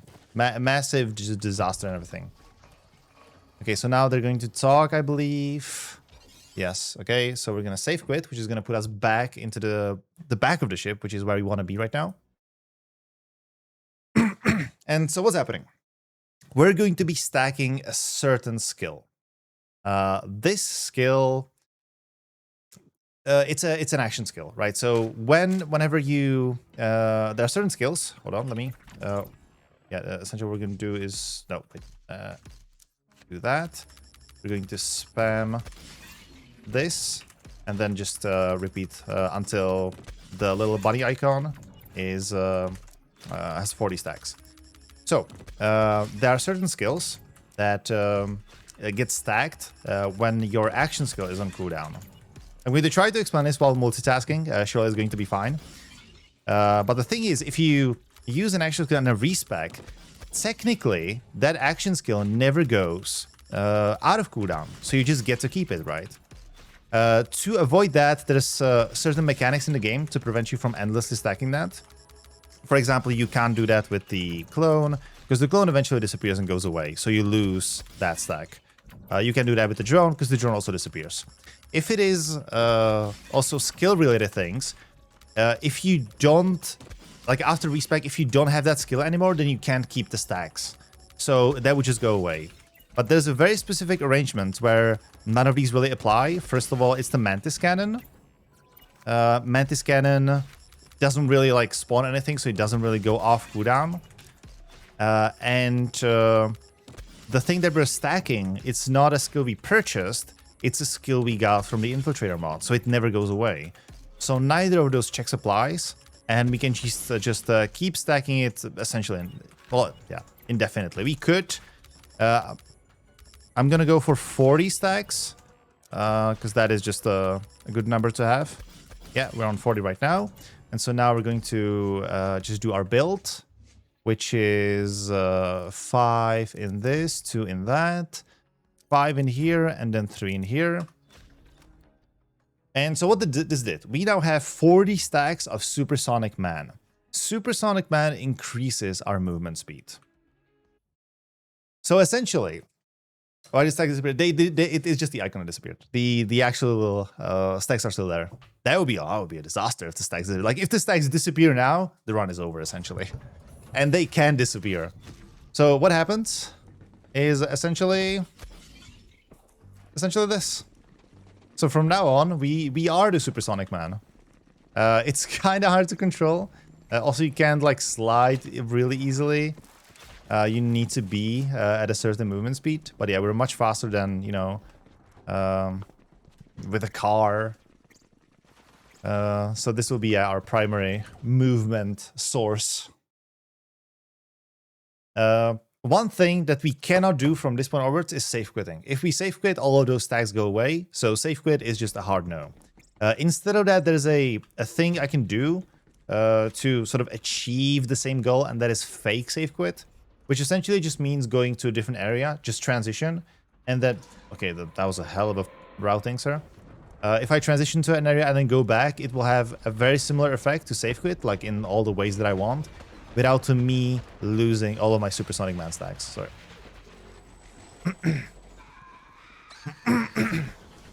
So now we're just gonna sort of zoom through this.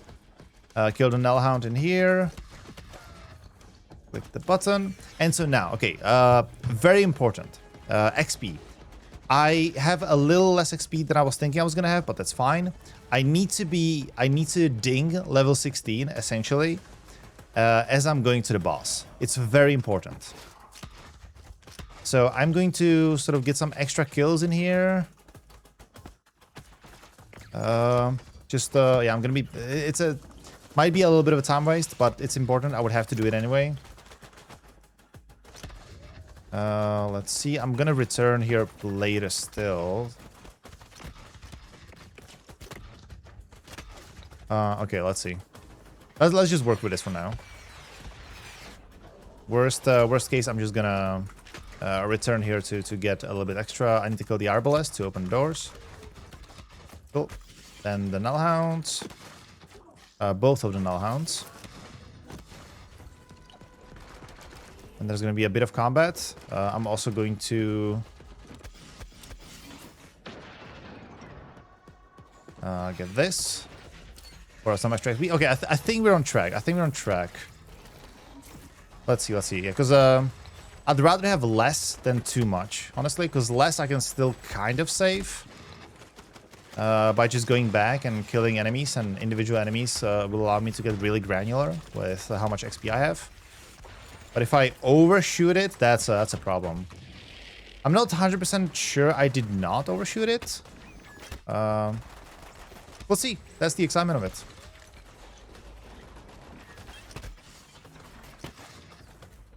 Okay, sure. Where are these enemies? Cool. Okay, now the two big dudes will spawn over there. We're actually pretty close. We need a tiny bit more.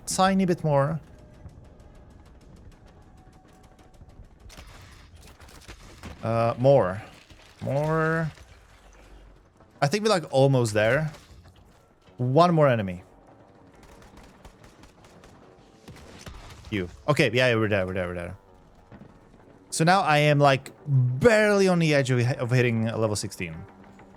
This is important. The next piece of combat is the boss fight with Karagava Jr. Karagava Jr. sucks. It's a terrible boss fight. Everybody hates it. It's terrible. It is terrible. There's a very small window at the start where you can possibly kill him, but I've never done it before. But you can deal a decent amount of damage to him. But if you don't, you just have to do the boss fight, and that, oh my god, it's terrible. So we are doing this, like being barely on the edge of 16. Because right as I exit the elevator, I'm going to get a small amount of XP, which should just put me over to level 16. And for the next 60 seconds, I'm going to have double damage, which should help me with Karagawa. So let's see. One thing I need to do is spam my Mantis button, shoulder cannon. So once I ding now, I get to keep the 2 stacks that I just created. More ammo. Okay, now I'm gonna focus. This is hard. Positioning seems fine.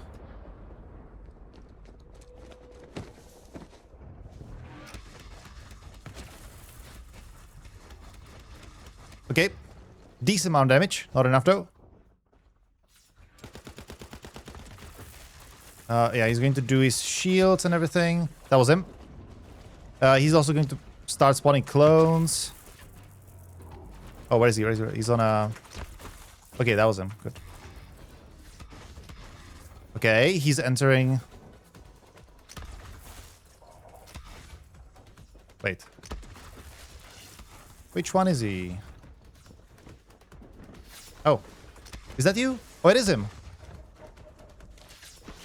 Okay, we got him. So now he's going to go into this animation, and that is the end of the boss fight. This was actually pretty okay. This can really, really go sideways. Yeah, just for some marathon safety, once he dies, I'm going to go and grab some items from him. Just to get some extra money. Yeah, we seem to be fine. Now just talk to Reese. And we're going to let him keep the stash. Why not? It doesn't really matter. But I can appreciate some stash.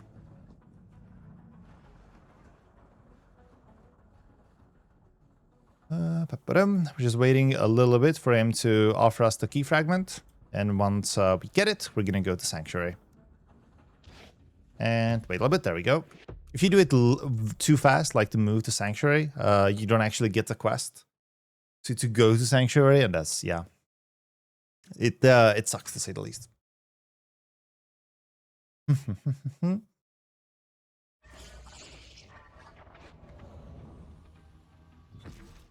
All right. Yeah, so now movement on the Sanctuary is going to look like this. It's going to be... I won't even sprint, because then it will become, like, pretty much uncontrollable. So Sanctuary Bridge, and now we have all the pieces of the Promethea key. I think we can just go. Metroplex. Yeah, so yeah, we have essentially the whole key. So we're going to go get the vault, which also means defeating the vault monster. Before we do that, we're going to have to beat the Neon Arterial, which is a long highway section. But luckily, because we are essentially a car with this movement speed, it should be relatively fine. Okay, some enemies over here. I need to kill them all, because then Zero will go and open the gate for us that we need to progress. Is there anyone still alive? Oh, okay, no, sorry, Zero's there. Need to talk to him. Okay,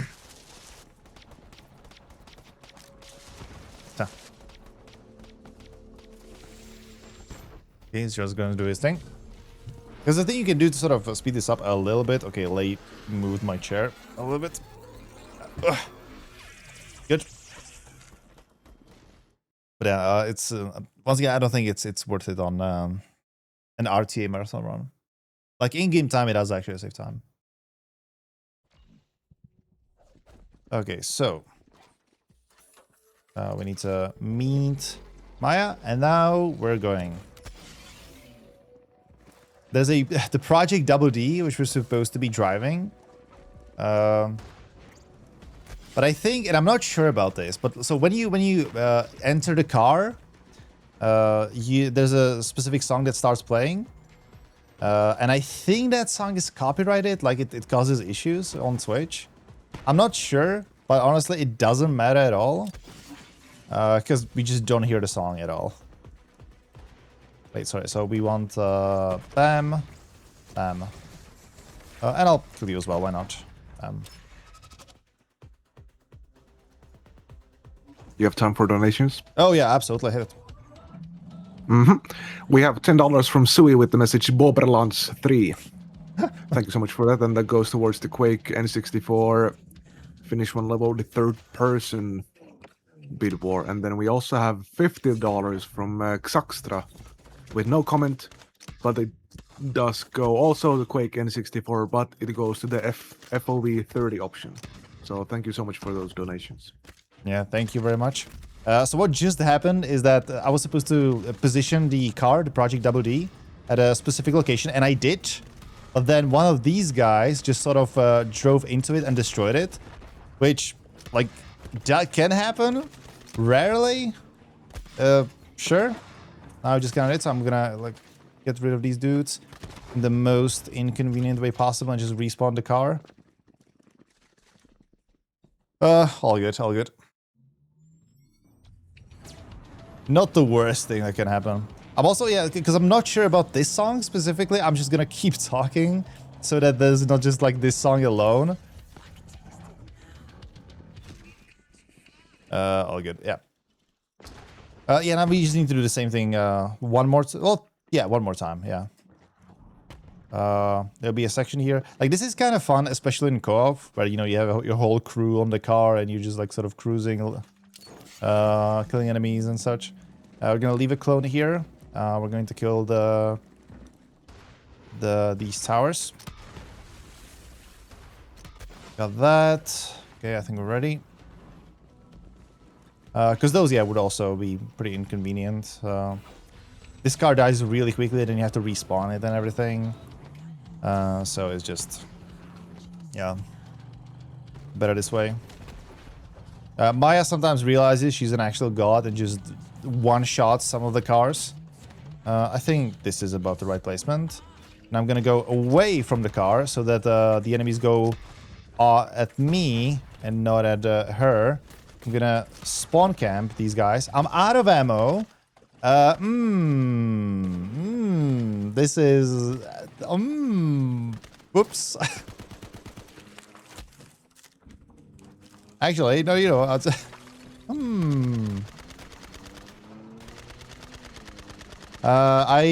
yeah, that's on me. That is absolutely my fault. I should have been more careful. But I don't think it's too much of a problem, sir. What do you think you're doing? Oh, please don't say I'm gonna run out of ammo for this as well. Jesus. Oh, a little bit further. Yeah, there's a vending machine for ammo right at the end of this tunnel, so it was really the only problem for that little encounter. So here... Oh my god, please. Alright. That. Okay, we have the ammo. Skill points, sure. I'll take that, thank you.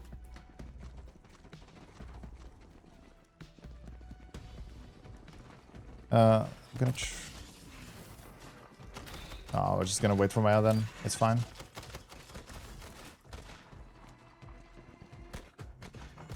Yeah, I was supposed to place a clone there at the start. I forgot about it. That's fine. I think I still should be able to just kill the car and do... No, they just got a clone. All good. Yeah, and it's open. I'm just gonna run through the subway. There's massive speed. Yep, good job, me.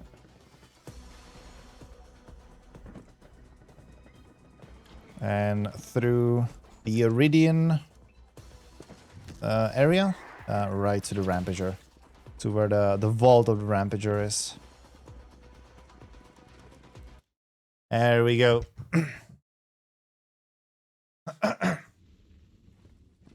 So yeah, the Rampager boss fight doesn't have a lot of nuance to it. It's relatively straightforward.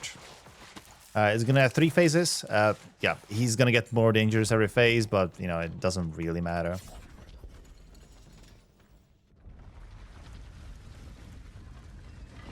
Alright, so this is the Rampager. We're gonna try to get him to the first third, which is where the phase is. In case we die, we can kill one of these like flying wisps. Because yeah, they also count as kills. Now he's invulnerable for a little second. So yeah, he's gonna do his little animation, and he's gonna pop up a new head. He's gonna be like a dog styled after that, like he's gonna do it right now. But yeah, once he's done, he's gonna jump here, and we're gonna do the same thing again, which will get him down to 1/3 of his health. Yeah, yep. Okay, got that. Now he's gonna do it for the last time. But he's actually going to start... I think he first jumps over there. But then he's gonna be sort of like jumping all over the place. And like leaving fire and everything. But yeah, not a massive issue. The only thing I need to make sure that I do is use my Mantis Shorter Cannon before I kill him, because he's gonna give me a level. And I want those 2 permanent stacks. I'm gonna try to get a running start on him, because I do more damage when I'm moving. Oh no. Got him. And you know what? How I said that I want to use the mantis short cannons. I forgot about that. That's fine.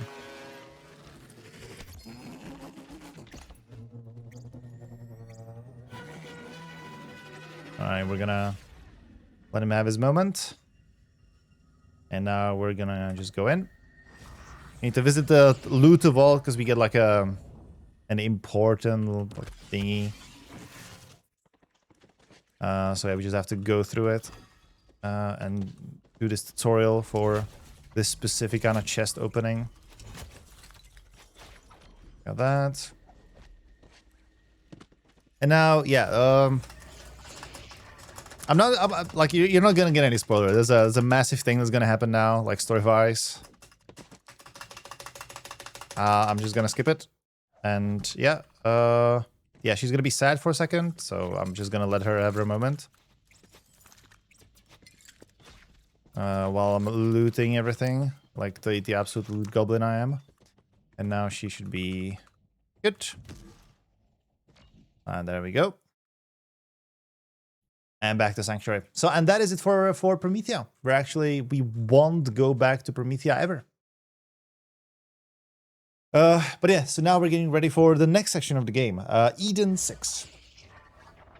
Eden 6 is, yeah, there's a lot of sort of iffy sections there as well. There's also one section that will just outright try to kill us, like kill a run. It's just a massive speedrunning issue. So oh yeah, I'm gonna fast travel to Athena's, because this is our sort of like safe quit alternative. Because we can save quit. All you can do is fast travel. Because if we save quit, we lose all the stacks, and that should be terrible. So by going to Athena's and then back to Sanctuary, people will not be sad anymore. You see, because something happened, and they're like, you know, gathering in a circle and just having a lot of conversation. And we aren't having any of that. So yeah, we're gonna talk to Lilith again.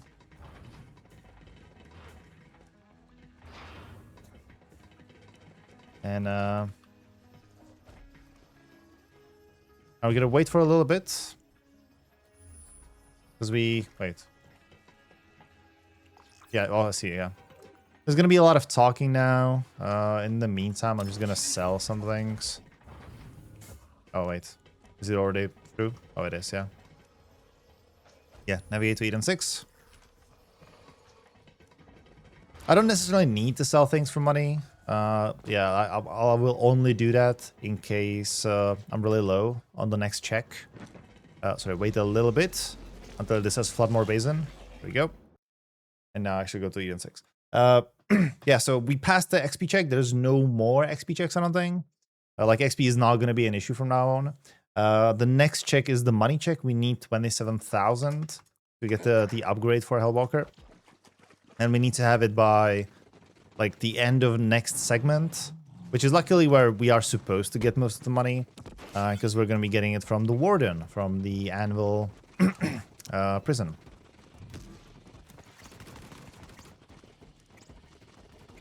Now we're meeting the main quest giver of this area, which is Wainwright Jacobs. The Jacobs. We're gonna get it up here to his Naughty Peak. And just get all the enemies in front of the lodge.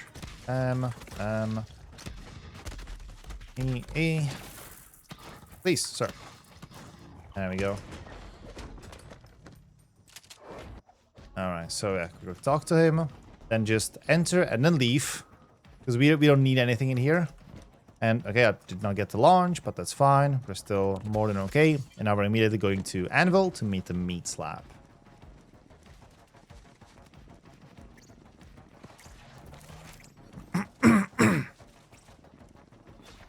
Up. There we go. Sorry, talking for long hours is just ravages my throat. And we're not even halfway done yet, I don't think. Now we probably are. Okay, so this section, the Anvil. We're going to meet the meat slab, which is, of course, Brick from Borderlands 1 and 2 and all the previous games. Oh.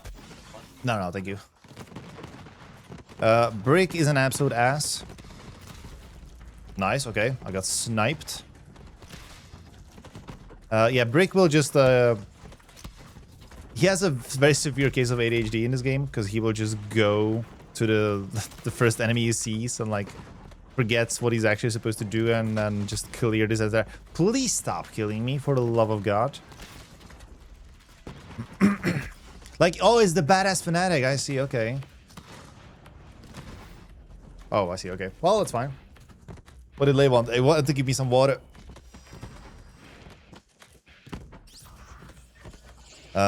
But yeah, I'm still good on liquids, I hope.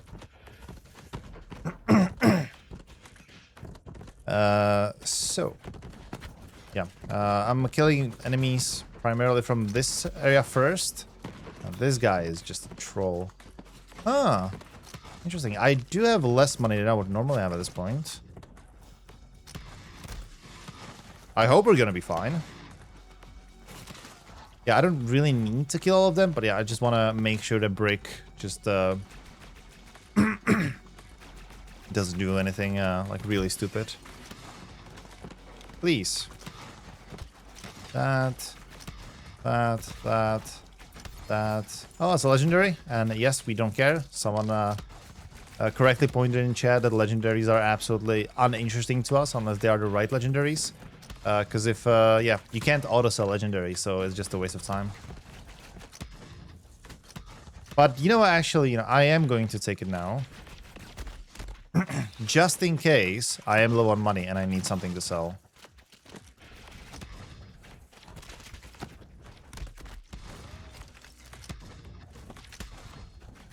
Pa-pa-dum.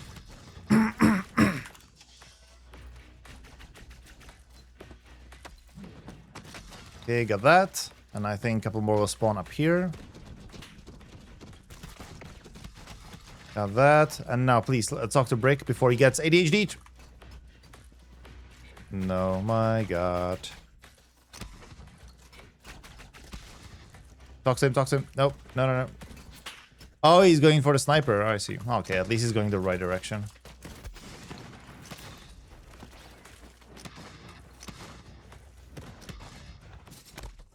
My God. Yeah, ammo is a bit of a concern here. Break, bro, please. Okay, talk to him. Nice, good. I think he should now go straight here and just not be distracted by enemies anymore. Yeah, if we really make it a point to sell things, we should be like more than okay on money. So by the end of this level, we need to have 27,000. We're currently on 15. But the Warden is going to also drop a lot of money. Okay, so first things first, I'm gonna hope for some shotgun ammo. Got a little bit, nice. Here I'm going to do the Death Claptrap for some extra XP. And yeah, here I just have to be, yeah, sort of mindful of my ammo because I can run out, and I probably will. So I just sort of searching for ammo as it's needed. Sir, please.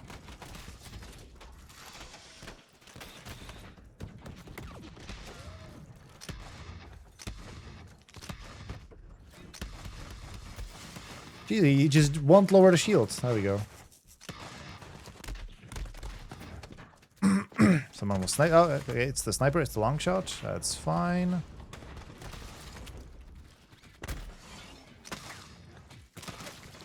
And that's him. And then, okay, a couple more are gonna spawn. Cool. Yeah, no, but we're still fine.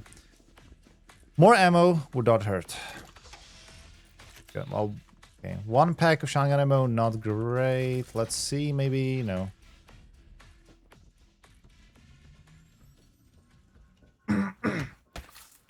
That's going to be an arena. Yeah, once again, we just need to kill a lot of enemies. Just get some extra ammo. Okay, yeah. Not great, but that's fine. You.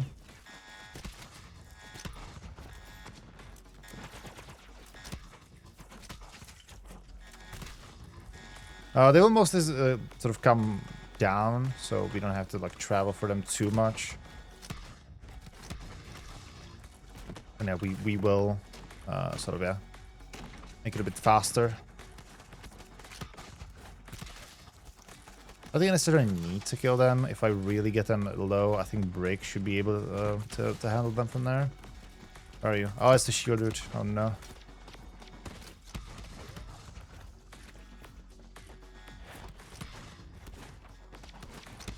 Oh, yeah.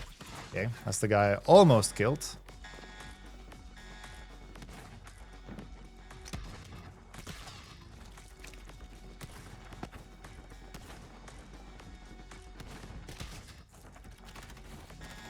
Oh. Alright, got that. All of the other ones are on the upper floor.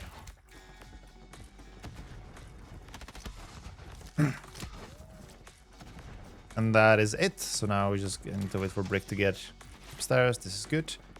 Yeah, we got a chance to buy more ammo. But I'd rather not spend too much money at this point. Here I can't go too fast, because there's going to be like a checkpoint right here. And if I run ahead of time, this checkpoint will not trigger. There we go. Now we meet Krang Bunny, who is, of course, none other than Tiny Tina. Yes, I'm going to get a bit of ammo. 16k at this point, sure. I think if I go to the last boss fight with 17k, I should be more than fine. Okay, so this bit, we're supposed to get some pizza toppings, which are bomb ingredients or parts. So this guy drops the ham. The onion slices should be here on the right. And then the sauce is a bit of a tricky bit. I'm going to place a clone here and hope they don't kill him. Because otherwise there's a long elevator ride that I would have to do. I'm just quickly going to open all of these boxes, and the sauce is going to be in the last one. There it is, yep. Please let me pick it up. Thank you. And this saves the elevator ride. It's actually a pretty massive save.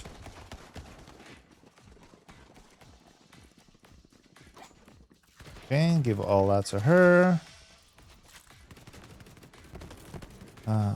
Just loot goblin this a little bit. Actually, you know, I can just go and sell some things that I have ready to be sold. Yeah, I can sell that as well. Yeah, we're pretty fine.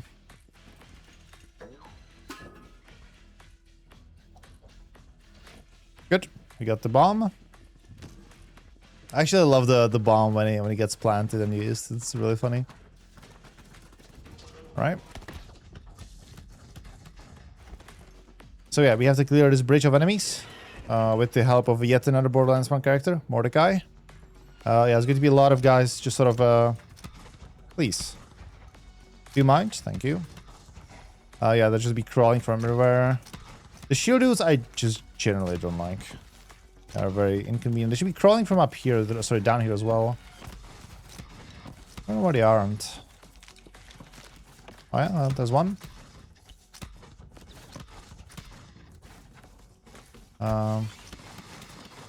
Okay.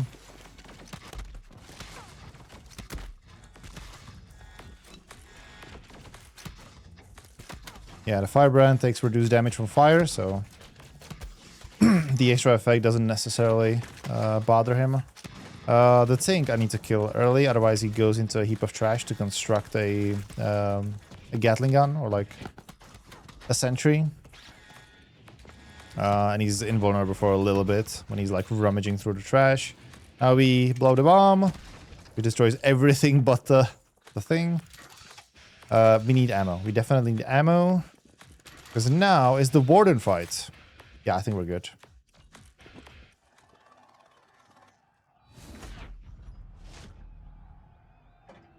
So we need to rescue Hammerlock. So yeah, Warden has several phases. First is coming... So that was the first phase. He's going into the second. Whenever I remove a third of his armor, he's gonna transition. So yeah, now he's going into third phase. And then his fourth phase is when he has health. And he changes his weapons and everything. Alright, all good. Not much to get here. And yeah, luckily this bit should be pretty quick. Sorry, let me... Oh, whoa, okay, hold on a second. I need to do this properly. Do that. Alright, there we go. Get Hammerlock down. And yeah, now we just need to get money, sell stuff from him. When I say I think we're good. I think we're good on money. Yeah, we're good. Yeah, what we needed. Talk to Hammerlock. So yeah, we have enough for the check. Can I go to Naughty Peak? Yes, I can. No. One more base in Naughty Peak.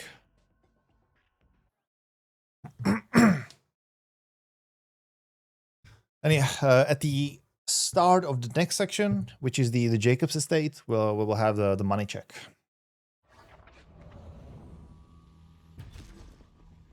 Okay, talk to him. And I think, yeah, that's fine. I'm gonna try to get a mantle. Yep, to get more speed.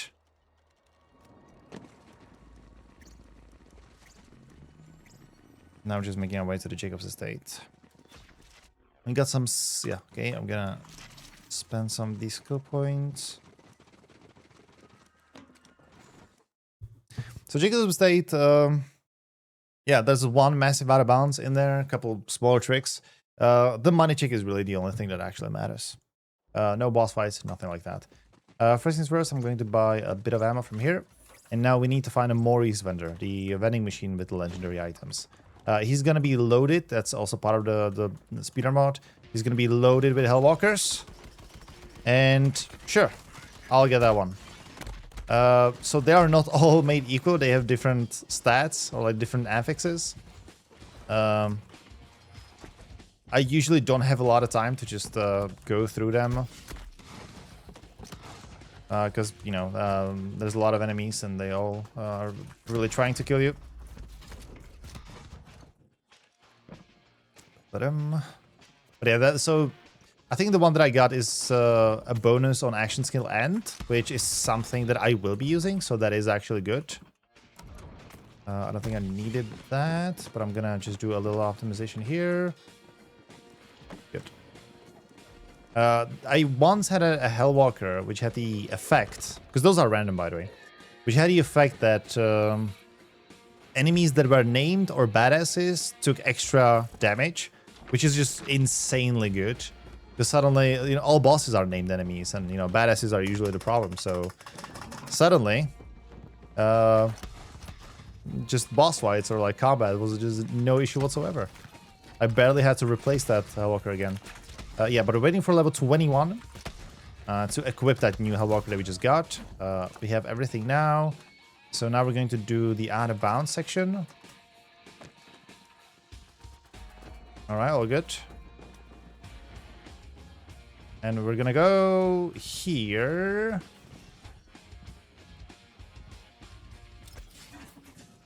And that gets us essentially to the end of where we need to go. We'll go to the theater. We're in the theater. There's gonna be... It's not exactly a boss, it's just the first sort of time you see an anointed enemy. But yeah, he's got health. He's got damage. There's a puzzle here, but the solution is always the same. It's a third, first, third, press.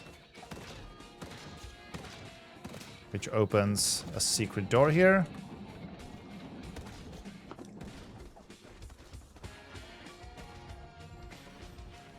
There we go.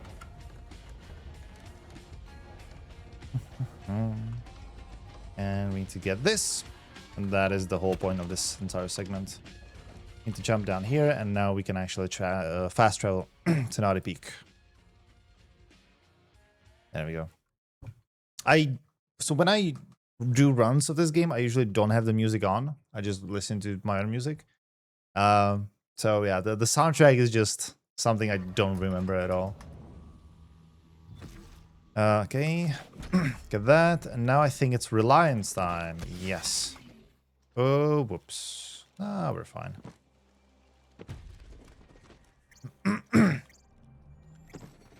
So we're making our way to Reliance, a little town next to Jacob's estate, where we're going to be killing enemies for a bit. Do I have enough ammo? Absolutely not. That's fine.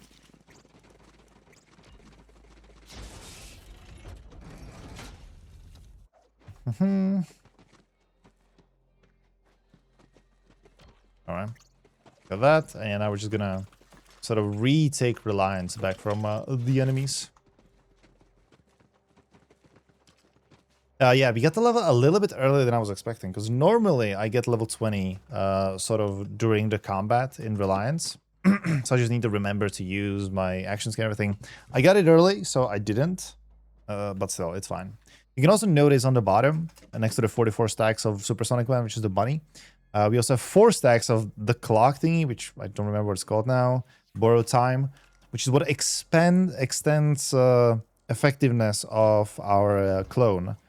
So it stays out for longer, which is good, because then we can sort of, yeah, use it to teleport from more, you know, distant places.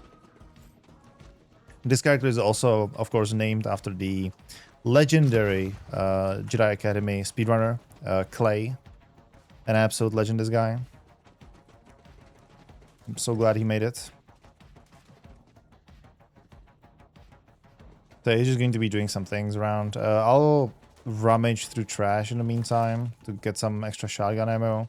I think we're just gonna need to talk to him and then shoot this, I think. No, we're gonna be killing enemies. Okay, so first, free that dude. Free that dude, and then just kill enemies.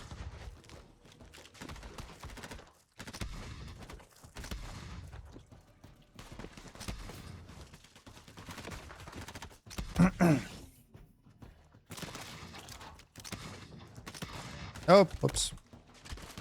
Me, please. Okay, good.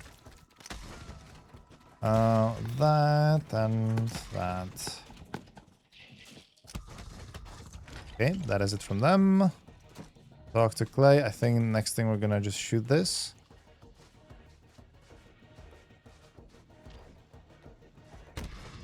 Yeah. Yeah, not gonna say no to ammo.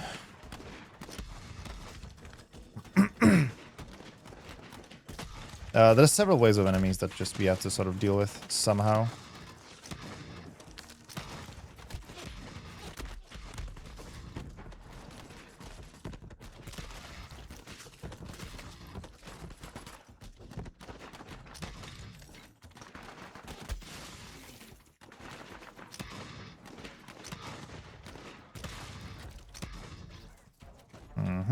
Now more enemies over there. Yeah, really not much going on other than just okay, trying to kill all these guys. Can you please? Thank you. Good. I also need to be very careful about my ammo, so I'm just not spraying as I would normally do. I also don't really need to worry about my money anymore. Like now I can, without guilt, just spend money on ammo whenever I can, because I won't need to buy anything ever again in my life. Okay, fall back to the gas station. There's gonna be a couple enemies spawning right here.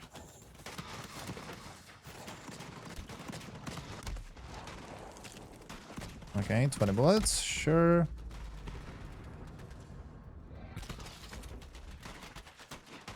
Yeah, so when you use a certain manufacturer of weapon a lot, you get gifts from those manufacturers. I just got an in-game mail from Jacobs with like a gift, which is a Jacobs shotgun, or just a Jacobs weapon in general.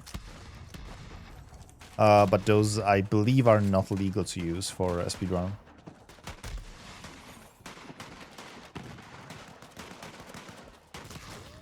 Yeah, we still want to talk to Clay.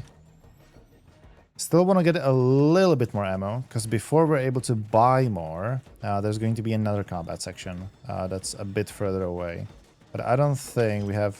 Yeah, there's one here. I don't think we have many options to get more ammo at this point. Okay, we do that. And now we run. Because the next part of the quest, the next objective is going to take us a little bit further away. Oh, whoops.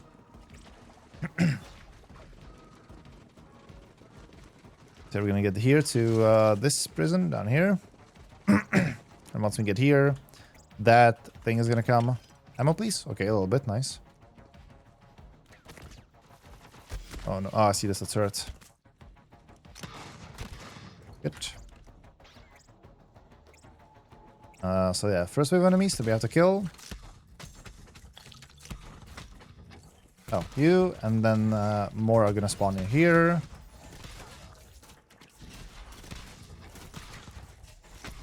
Many of these are martyrs. Those are... they will try to explode once they get close. I got that. That's nice. And now we need to reach this historical outlook. And once we do, we can teleport back to Reliance. Normally, we would have a clone waiting in Reliance and we'll just TP on it. But this one really just takes a little too long to do with the clone. It is possible the top runners do it. But for sort of casual level speedrunners, that's... doing that particular clone warp is yeah, it's hard. It's not easy. Yeah, so now we just need to get here and we need to jump on a log to sort of hitch a ride. Oh, I see. Good. So it's not going to be a log, it's going to be something else, but that's fine. Yeah, and now once we have it, we don't need to do it again. We can just jump off it. And go here to the historic... Wait, sorry. Yeah, the outlook. Because even though it says get back on rail, once you actually get to where you're supposed to get, you're good. And what we're going to do is a bit of a launch. And we got it. And now, yeah, clear more enemies. Because as I said, that is only possible because, yeah, we have a lot of movement speed. And also mantling while sort of sprinting and holding forward and everything gives you your full movement speed once you finish the mantle. Yeah, legendary, once again, worthless. I think that's always dropped in here. Where's the guy? There you are. Yeah, so by doing that mantle, we can skip that whole ride on the log and whatever. And sort of get here early. Yeah, enemies are going to spawn in waves. Relatively small groups, unfortunately, so it takes a bit to clear them out.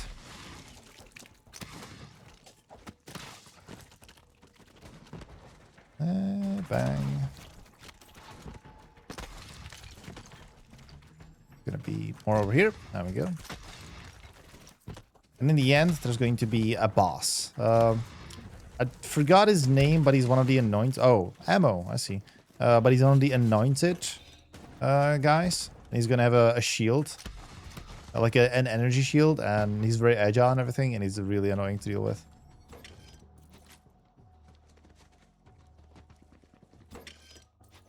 So looking for more ammo. Don't have a whole lot of ammo, honestly. I wouldn't be angry to get like a double this ammo. Yeah, okay. Absolutely no shotgun ammo. And we got firebrands that usually don't die on one hand. And there's a dude. Oh, nice, good. He didn't even have time to use the shield. Now we need to talk to Dalton and go back to Reliance. And this all is just to unlock a cabinet, which has a legendary weapon in it, which we have to do. It's a main quest, but the legendary weapon in there is once again absolutely useless. It's like a Jacob's assault rifle, which, like, if you want to sell it, sure, but other than that, meh. Good. got that. And so now we're going back to Naughty Peak. And I believe the next section is going to be the Family Jewel. And Family Jewel is where my previous runs got killed. Because, yeah, that's where the run is just trying to kill you. So we're going to put the record in there. And then we're going to make our way to Voracious Canopy. Voracious Canopy is where the wreck of the Family Jewel, the Jacob's ship, is. And there's going to be a lot of out of bounds. The out of bounds isn't even the bad thing. There's several versions of this out of bounds we can do. I'm gonna do the easier version of the out of bounds. There's definitely a faster version to do those out of bounds, but they are risky. They are risky in the sense that if you do them slightly wrong, also by the way, we're level 21, so we can get our new improved Hellwalker with a lot more damage. Yeah, so if you do that out of bounds slightly wrong, what happens is that you will miss all kill planes, all just colliders, and you will keep falling forever. And you will have to restart the game, which is a bit of a disaster because your stacks will go away. Like at that point, there's nothing you can do to save the run other than restart the game. And in like a regular time run, that's just it's a GG. It's unsavable.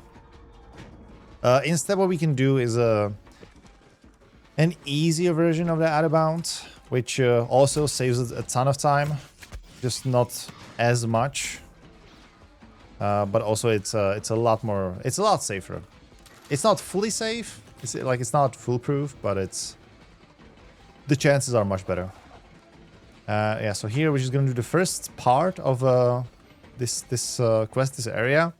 We need to go here. We're gonna get knocked out, which we'll call a medical bot.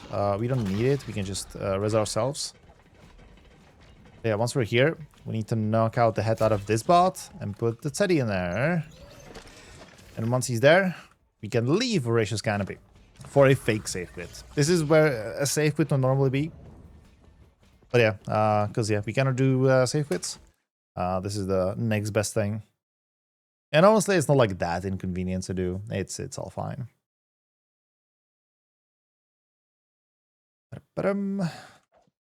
Back to Voracious Canopy. So now we're going to start doing the out of bounds. In this first section after the out of bounds, there's going to be a room. And there's going to be combat in that room. And what's going to happen in that room is, and as far as I understand, the community doesn't know why that happens, is you can get randomly teleported to coordinate 000 during that fight, which is well below any kill plane. So it essentially has the same effect as the risky out of bounds. Sorry, let me just focus a little on this out of bounds. Okay, so yeah, we're out of bounds. Yeah, so during that fight, if that happened, that's terrible, absolute disaster if that happens. I'm gonna be a little cautious here. And yeah, that's what actually happened to me on my last run. I was 3 minutes ahead of PB, and sadly, it was not meant to be. Okay. So now Balex is going to spawn here. So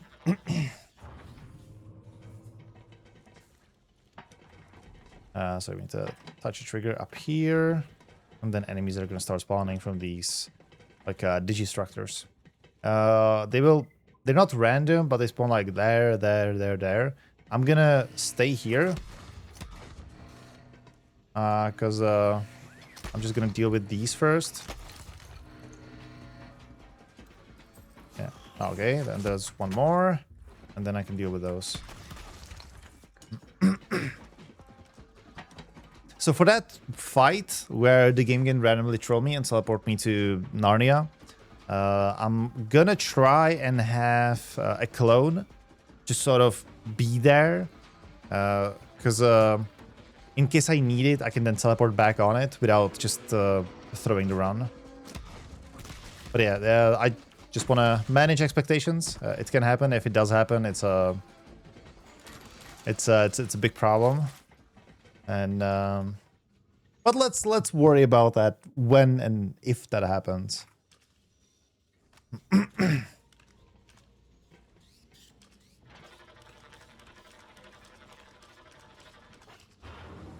Okay, so yeah, in this section we're going to be fighting against hordes of horny monkeys. And yeah, it's during that section where you can get trolled by the game. So first we need to get rid of these bots. I also need to be kind of careful because Balex can also just get randomly just stuck beneath the ground. And if he does, terrible. But he didn't, so I think we're fine. So horny monkeys are coming now.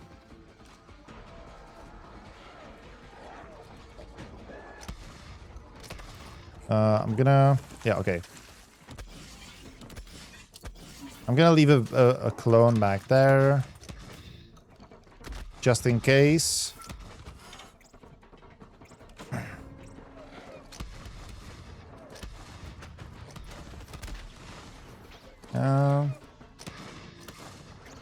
I think we're fine so far. My clone is about to expire, so if I'm gonna get trolled, please let it be now or never. I see. There's that dude. Wait, where are you? I don't see where the explosions. Oh, there's one. And then there's that dude upstairs. And then a couple of these are gonna spawn. The big dudes, the elemental dudes. I don't have my clone anymore, so if I do get trolled now,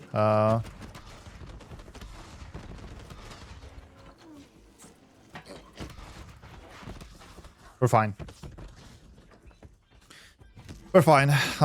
Just in case, I'm gonna leave the clone here. But yeah, we did not get trolled. He's gonna get trolled though. He's gonna open it and be like,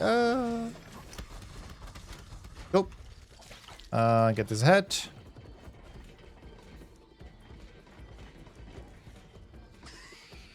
Now we need to get to the cargo hold, where we're gonna install him to a different robot droid. I'm not gonna kill any of these. I think there's a thing where, because once you kill all of these enemies, Ratches will spawn, and you have good job me. It's really hard to control with all this extra movement speed. Yeah, so Ratches will spawn, then you have to kill them. But I think if you leave the robots alive and you kill them instead, then that check also passes. Up. Oh, nice try, game. We're gonna install him. Yep, there. And now, yeah, kill Ratch. So we need to just progress on this. Where are they? Oh, they keep spawning from here, I see. Cool, that's it. And now, Voracious Canopy. And now we're gonna do this, the out of bounds again. Because this out of bounds wasn't entirely meant for doing the skip that I'm about to do, we're gonna have to sort of retrack some of the things that we just did. But it's we're not gonna have to do any combat or nothing. It's literally just we're gonna walk a bit and it's all going to be fine. Yep. Still a lot safer than doing the other out of bounds, I think. I don't think you have the option to fall through all the kill planes in this version of the out of bounds. So once again,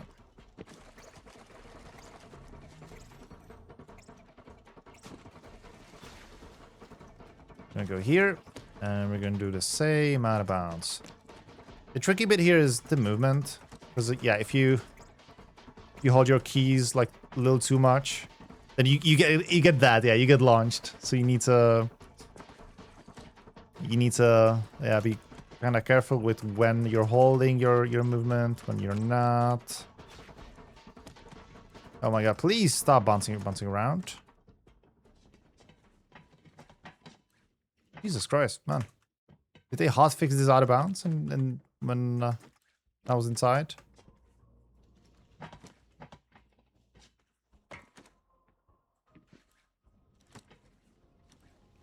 Brother.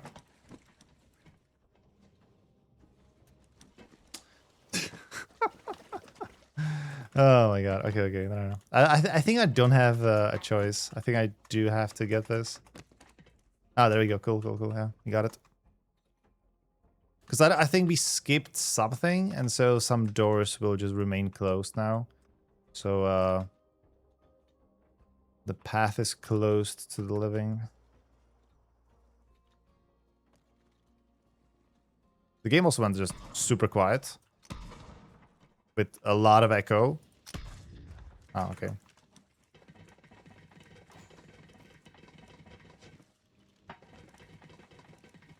Yeah, past the horny monkey room.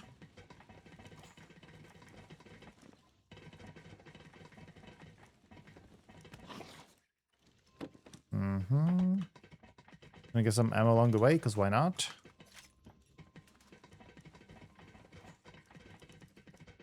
Now we can actually continue from this room onwards.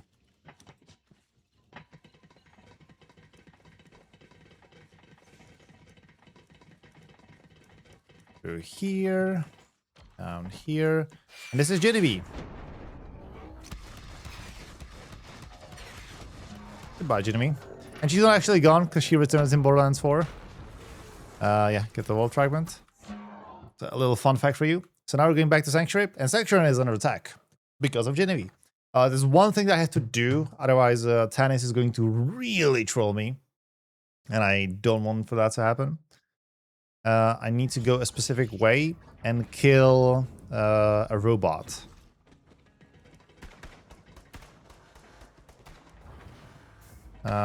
This one. Otherwise, Tannis will just later be very trolly. Okay, that guy. And then we're going to just put Balex in here somewhere. And then get this, which is Genevieve already ready.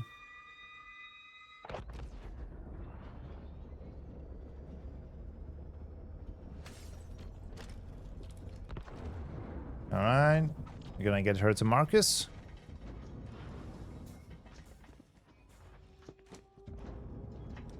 Should be right here.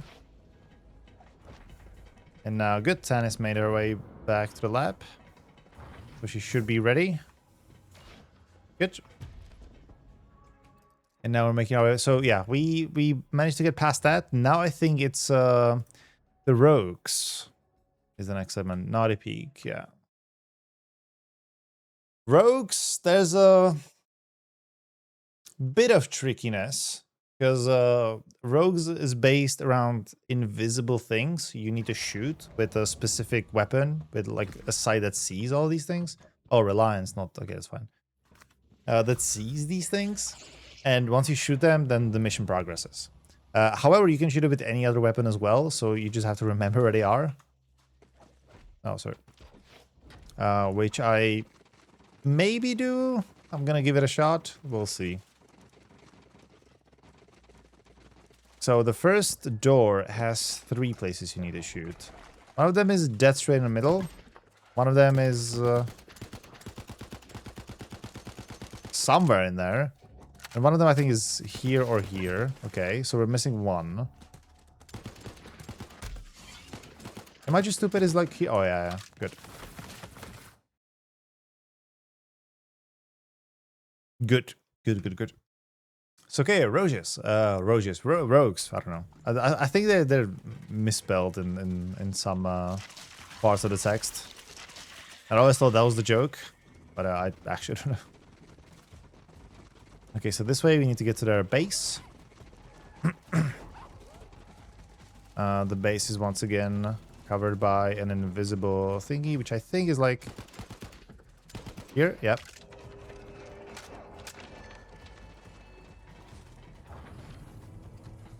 Okay, you're going to interact with some bodies.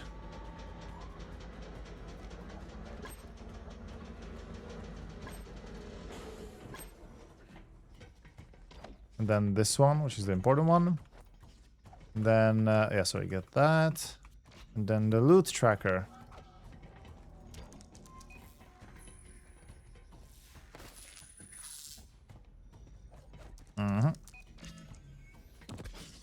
I think that's it, and we can start going on the mission.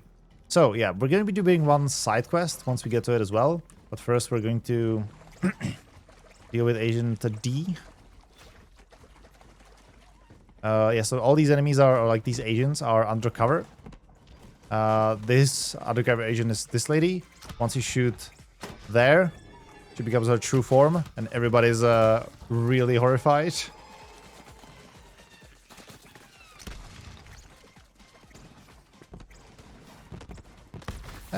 Oops. Where is the... Oh yeah, and she's double D7, yeah, of course.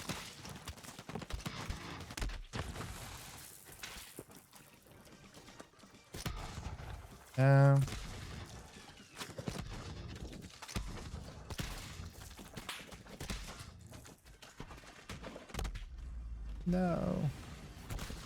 Yeah, once again, not a massive problem. Please. Yeah, the issue is I just don't see the enemies. Okay, that should be... Okay, get her ID. We're going to do a little bit of a skip by getting up here. And we need to get her secret stash.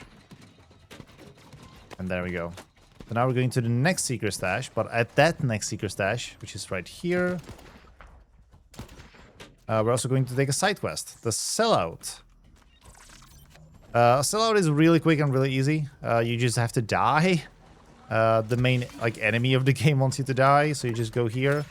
But I'm also just gonna TP out, so I'm not gonna die. But touching that button is enough of a condition for the mission to end. So we're moving on, and we're gonna get a level, because I was smart this time around. I actually used all of my skills, so I'm gonna get extra stacks of Supersonic Man to move even faster. Yeah, there's an ambush. Need to deal with all of these guys. We're good on ammo, no, we're fine. During one of my runs, I got a visual bug of yeah, Blood Drive. It was a quest that got finished, and the text that Blood Drive has been finished has persisted throughout menus and just would not leave for the rest of the run. So it was on screen for like 30 minutes, burning into my LCD.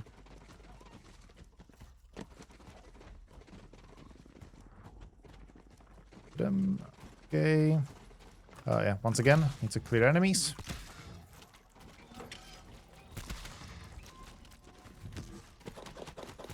First, just the enemies that are over here, and then a couple more are going to spawn, but those are going to spawn at predictable locations, because they will just be underneath the dropship. So those are not going to be a problem in the slightest. Yeah, okay, see, that is now spawning. Sure, I'm gonna go to the turret, why not? Less annoyance that way. Yeah, this is kind of scary because you can see that the bunny icon is it's missing in the bottom, but it is actually there if you look at certain lighting. It's just almost completely transparent.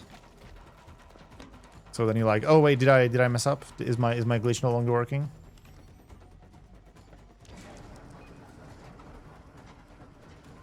Now we're gonna go up the ship's scanner.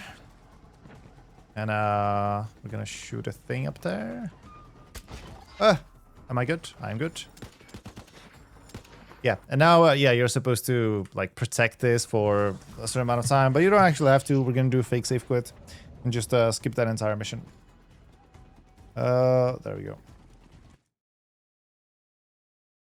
And then we can just go to her office, quote unquote, to get the next piece of the puzzle that we need. And from that point onwards, I think that's it. Then we just go to the boss of this section. I'm gonna fast road to Rogue Zolo. I'm gonna leave Cologne there so I can get there back faster once I pick up the ID from Domino's office.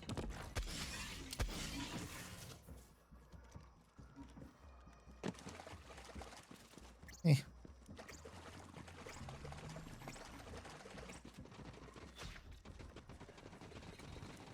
So this is Domino's office. There's the ID. And now we need to... I think it's in here first and then down there. No, never mind. And got the loot tracker. Now we need to follow it He's gonna take us through several places where we're supposed to like kill enemies and such, and they won't move, but we can get away, get around that. We need to kill 1 or 2 from the first group, which is what I just did, and then we need to kill the entire second group, and we should be fine. This is the second group. This is where the loot tracker is going to take us. Someone's alive. And if I do this correctly, then the loot tracker should just teleport over there. There we go. And that skips that waiting bit. This escort quest. See us up here. I'm gonna buy some ammo because I'm very low on ammo. And we're gonna find the trader, who's gonna drop down here. And I'll just shotgun this guy.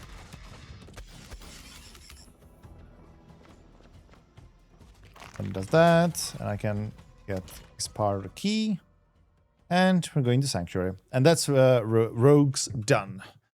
And from Rogues, we're only going to Cellars, which is the final section of the game, which is where we're going to fight several boss fights. In fact,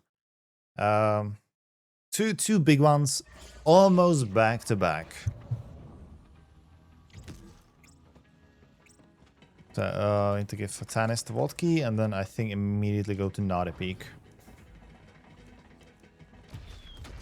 No, oh, that was a mistake. Eden 6, Bloodmore Basin, Naughty Peak.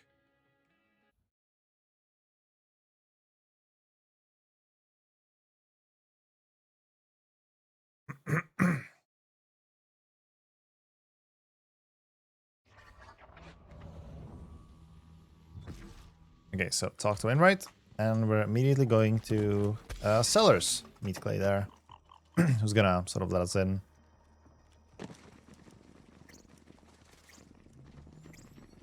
Oh yeah, so we need to talk to him, and then we just need to wait for him at the end here. Oh yeah, ammo is fine. Not a whole lot we need to still remember. Like, the boss fights are the only difficult bit from this point onwards, and like remembering certain triggers. Grenades are like stream chats, nigh unusable without mods. Nice.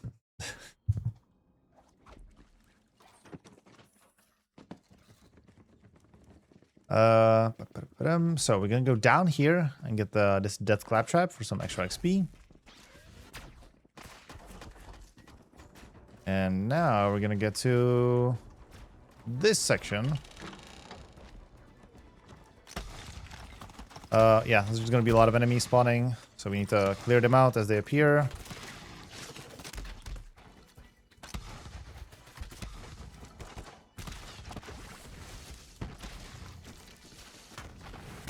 Oh, whoops. Okay, yeah, a couple more up here. I think they would just progressively keep spawning more and more. Yeah, there we go. I don't see the big ones.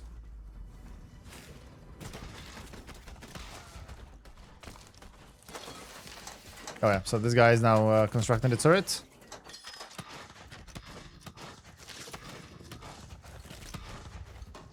Who's still alive? Oh, well, wait, sorry. No. That wasn't the clear.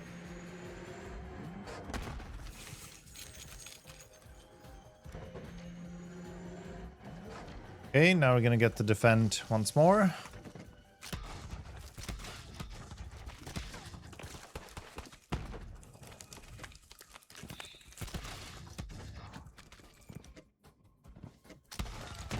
Oh, by the way, so maybe I think I should also explain is why I'm jumping as I'm shooting is to get bonus damage. So because I need to use my index and middle finger to do the weapon, please stop running away.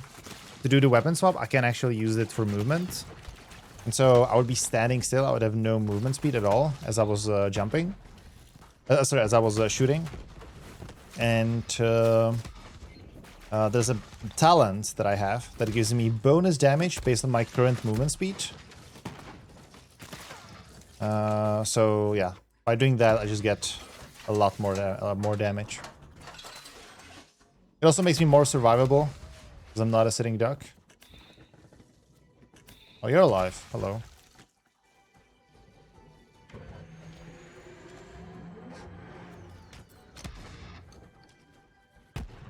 Alright, get the vault key fragment.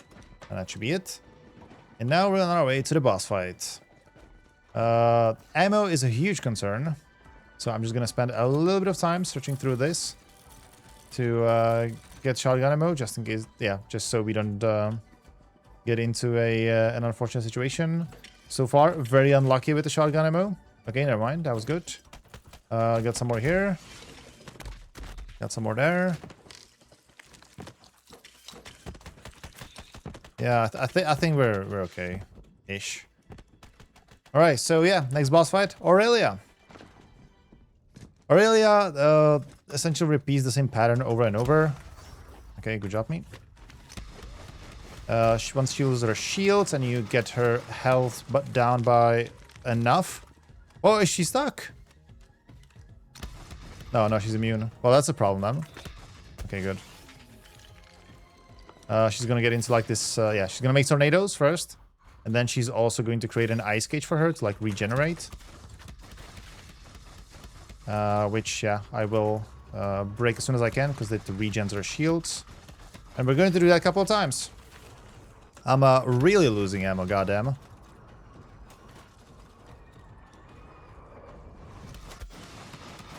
Okay, that's oh, I'm out of ammo like completely now. Oh, whoops. There was a dude here somewhere.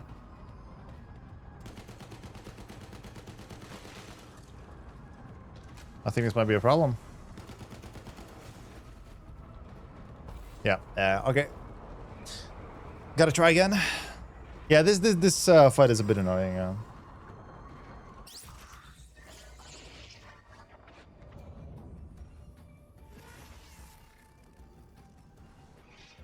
But essentially, it's just the same thing over and over and over and over again. Ammo, good.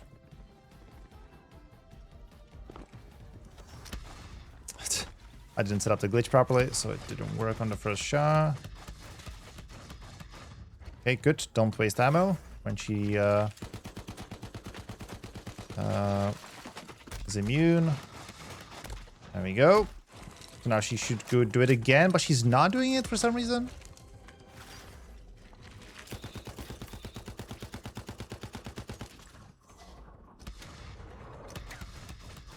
Okay, she's going into final phase.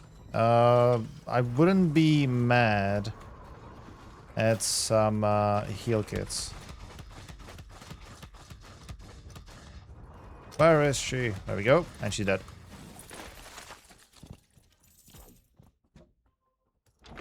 Okay, so now a puzzle. But the solution is rather simple. Just remember, when in doubt, head as dick. We hit that guy in the head. We need to hit this dude in his ass. And the last gentleman has got it the worst. Him we need to hit in the dick. There we go.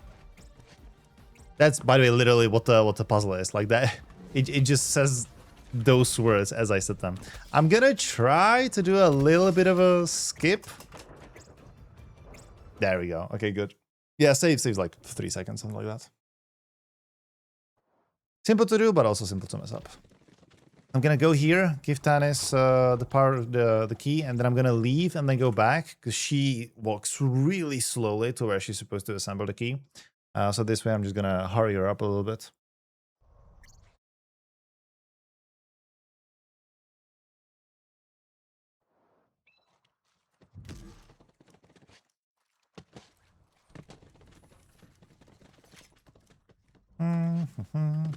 And now we're going to the Grave Ward fight.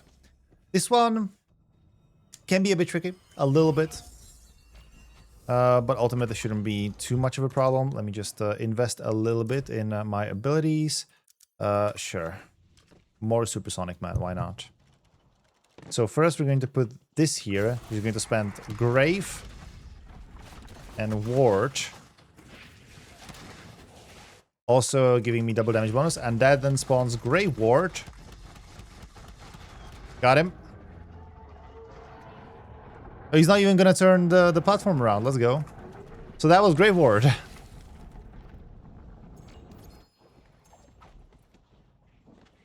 Normally, like, tilts the platform a bit, but luckily didn't. So yeah, we need to visit the vault.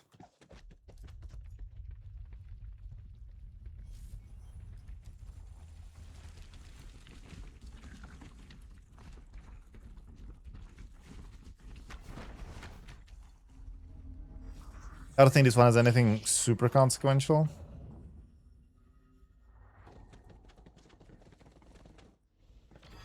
There we go. And now we're supposed to talk to Tannis. But, oh no. She's getting abducted. And I think we can just go to Sanctuary now. So yeah, Tannis has been abducted. And now we are returning back to Pandora. Which is where we finish, like, mostly finish the game. There's a section on another planet later on as well. But Pandora is the bulk of it.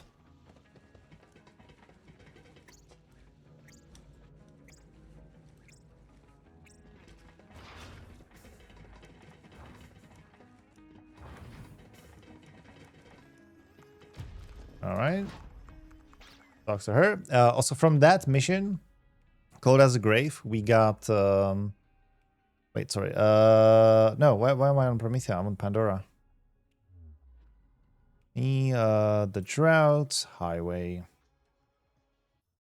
So from that mission, we got an upgrade for the Hellwalker, which will be our last upgrade, but we can't use it now. I think we need to be level 27, 29 maybe. Yeah, 29 to use it. So I think we'll equip it later on in the run.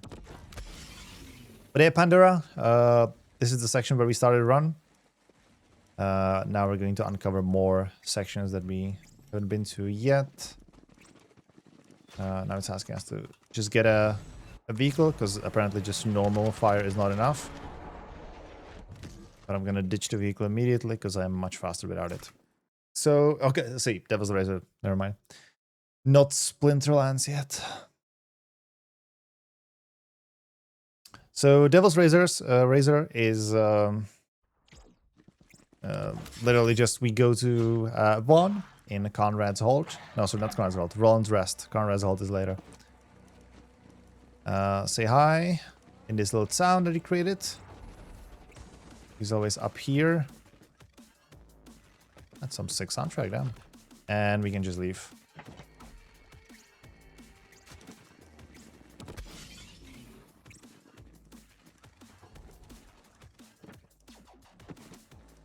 And Splinterlands. Splinterlands, we need to find a vehicle as a tribute to get into Carnivora, which is where what's her name, Tannis is currently being held. But no vehicle that we have available is enough. Doesn't have enough bling. So, but we don't know that yet. So I'm just gonna get some car. It cannot be the bike, so I need to spend a little bit of time here. Yep. Menuing and just getting this car. I'll get it on here. Oh, yep. Push that. And make my way to where there's the proper car. The Volvo 240 of Borderlands. Which is the Golden Chariot. So now we're just gonna find out that no, that car's not enough. We're already making our way to the shop.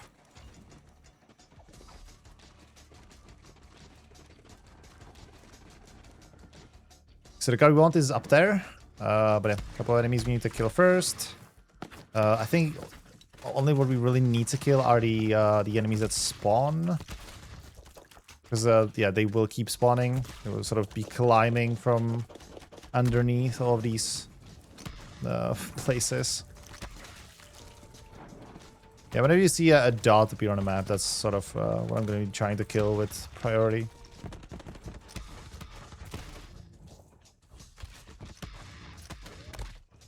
Get that.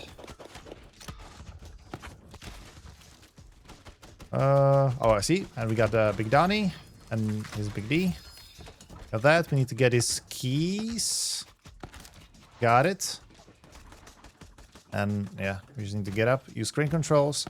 And then we can completely disregard the car. Don't have to do anything with it.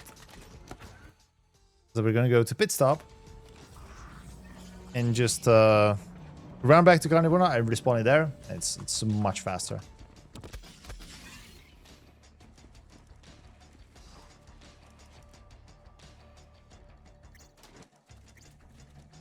Alright, there we go. Respawn the chariot.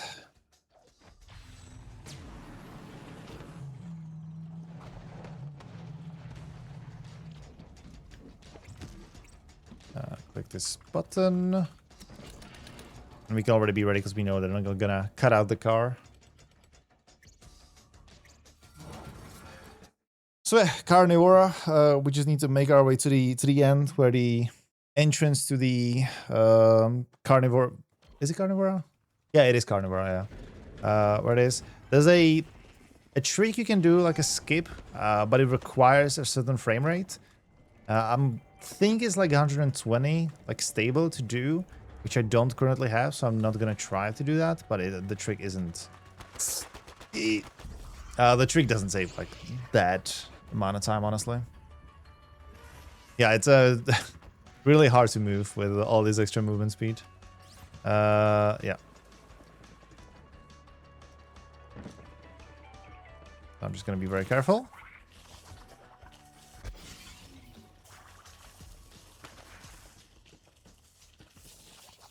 Don't have to kill any of these enemies. Whenever we get to a gate, it will automatically open.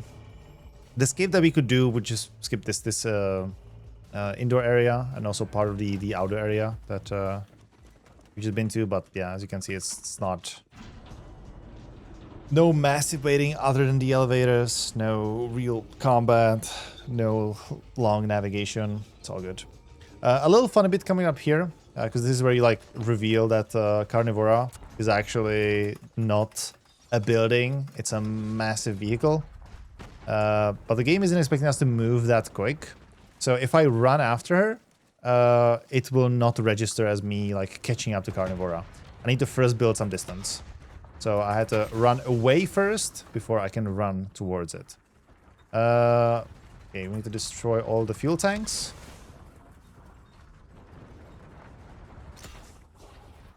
And then a couple of enemies are going to spawn. We want to get rid of them. One thing I really don't want to do is get run over by this thing, because that's an instant death. But I'm going to kill the transmission, and now it shouldn't be a problem anymore. A couple more guys are going to spawn. And once I kill them, I can destroy that, which is going to drop this down, allowing me entrance into Carnivora. And this is just a relatively narrow level. We just need to navigate a lot. I'm gonna get some extra ammo, and it's ended with the boss fight. And the boss fight is actually really simple. One of the easier ones.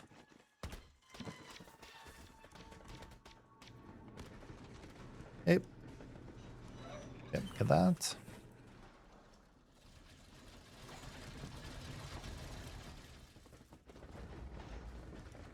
Sorry, go that away.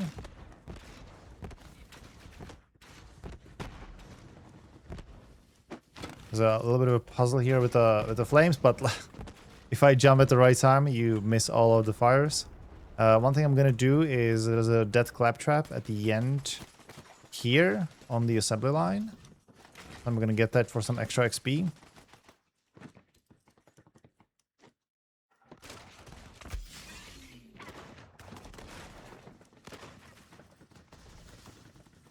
Okay, get through here. And yeah, this is the entrance to the arena. Getting to the bottom, doesn't matter. Yeah, we're gonna deal with Pain and Terror, which is a play on Penn and Teller, the legendary magic duo. Okay, so first things first. Agonizer, we're gonna run to the other side because this is where the weak point is. And do some critical hits.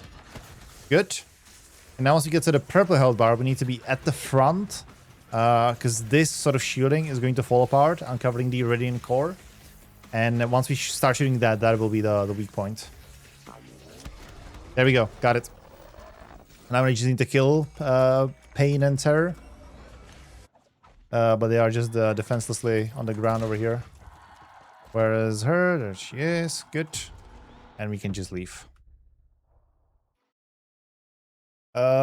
Me and a couple friends are trying to learn or like do a co-op round of this without really learning anything about the run in advance. And we got hard stuck on this boss because at this point our damage just really fell off.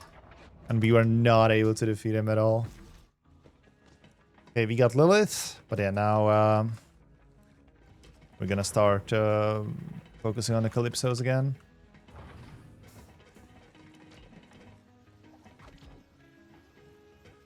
I think we just, yeah.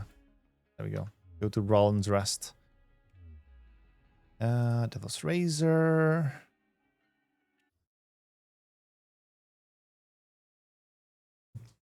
So now we essentially just want to attack the Calypsos, but we're just gonna figure out that no, it's not possible. They have like a wall of death. So we're gonna lose everyone, including ourselves, because it's much faster to just die than to go back. A little combat section here should be relatively simple. Most of the enemies should be at this side. If I kill them fast enough so that they can't really get mixed inside the town. Alright. Another anointed, I think. No, it's just the one, right? Where are you? Oh, it's this guy. Oh, I see. So we talked to Vaughn. And now we ride to battle.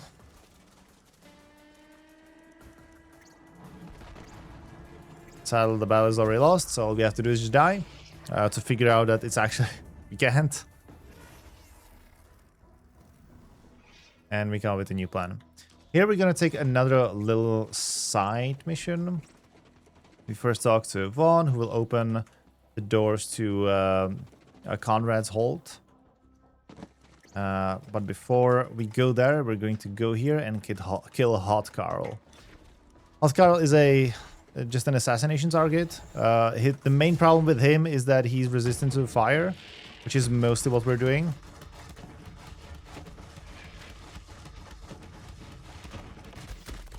Good. I forgot to put my clone down, but we should be fine.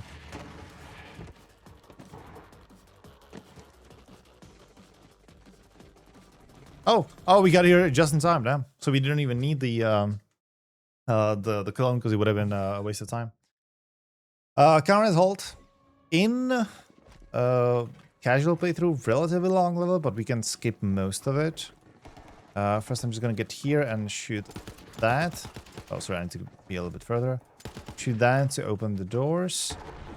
And now there's a little like a movement-based trick. It's not super difficult, but it's not true. Like it's easy to fail as well. Got it. Okay, and we skipped a pretty substantial section of like. I actually don't remember how that section is, how long it is in casual playthrough. But yeah, this be faster. Oh, sorry, this way. Try that.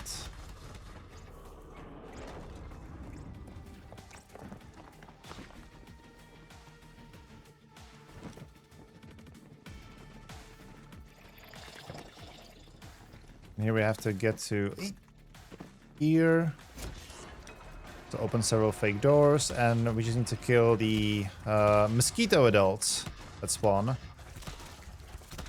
Once we do that, there's one more. Yeah, we only need to kill those. There's more in this area, but we don't need to kill those. So the only difficult thing that can happen is when they get mixed together. Means you kind of don't know like who to shoot. Yeah, we do that. Click the button, and we're done. Sandblast car. It's another car section. It's rather long, and it's just meant for you to drive from one end to the other. But because we're way faster in the car, we don't need to do that. We're not even gonna enter that car. I have to wait here a little bit because this door is a little too slow. But yeah, just one of the easier segments. We're just gonna run all the way to the end.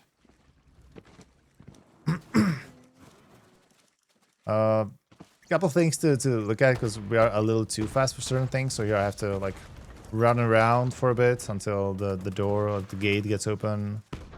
At one point, I'm gonna have to open it myself by shooting a nearby container, or like container, like a explosive kind of thing. Other danger is just falling into the abyss. That can happen if you catch some airtime but you don't want to. Oh, good.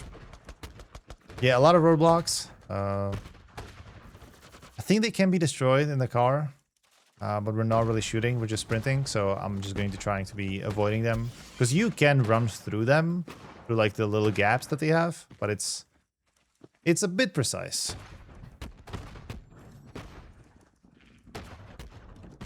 Now, do that. We're gonna run in the circles for a little bit.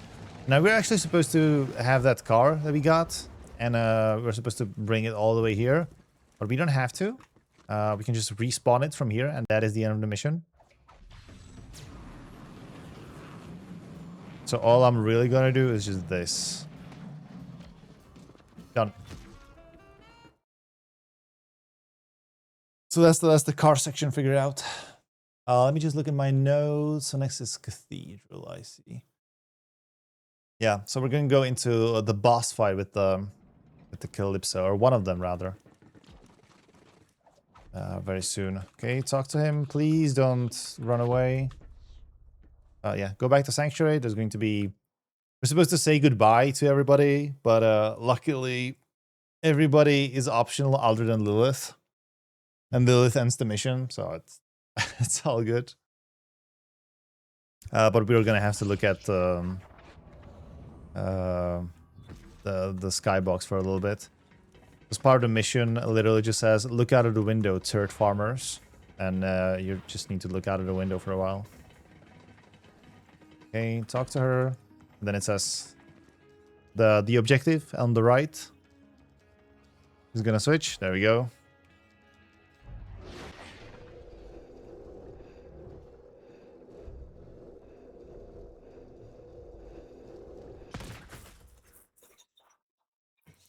Okay, where's Lilith? Ah, she is.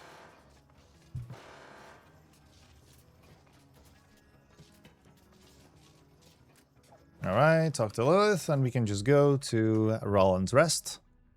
Sorry, oh, I see, okay. The triangles are showing it. Nice. It doesn't always show where you're supposed to go, because sometimes the objective hasn't really loaded properly, and so it hasn't caught up with you. Sometimes you just need to know where to go, but yeah. Sometimes it is just correct. Okay, so yeah, talk to Vaughn. And we will meet... oh, wait, sorry, we're supposed to do a fake save quit. I'm not gonna do that. I'll just wait here. I think it's a minimal wait. Yeah, we're gonna go here. Oh. Okay, that was interesting.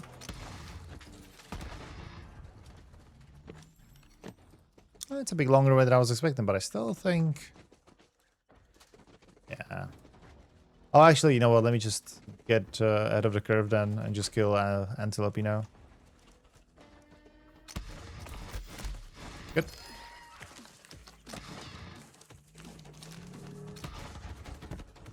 Okay, so now we can do this tennis section, and we won't have to run back to kill Antelope. Antelope we're killing once again just for some extra XP, so we need to actually kill all of these enemies. Otherwise Tannis is not going to teleport in. Good.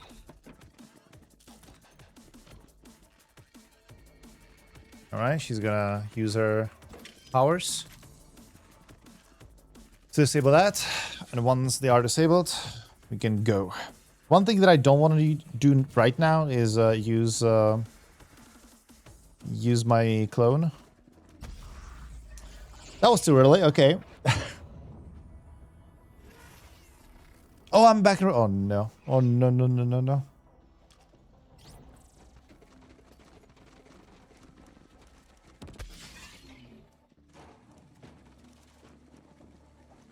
Yeah, good. Okay, okay, good, good, good. Because I want to have my clone available for what's coming now. Because I want to run all the way to the end, but then I want to do a fake save quit, which is what I can only do with this clone. I'm going to beat everyone to the end. Get the new in there.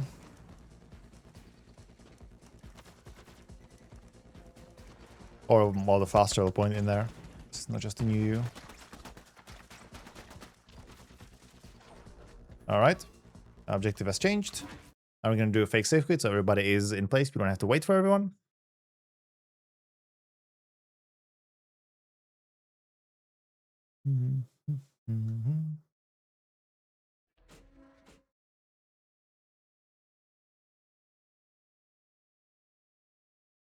And once we load, we will fast travel immediately to that fast travel point that we got. So it's on the same map, it is just where we're supposed to be right now. Okay, Eva's gonna plant her bomb.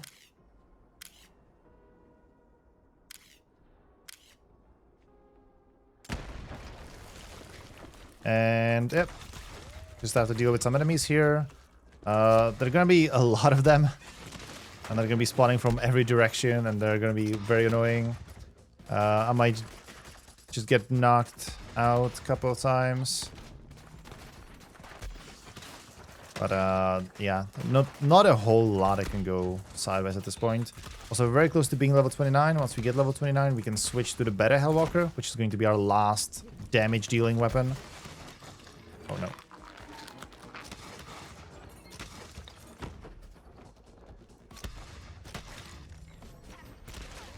And at that point, there's only one additional item that's going to be relevant to the run.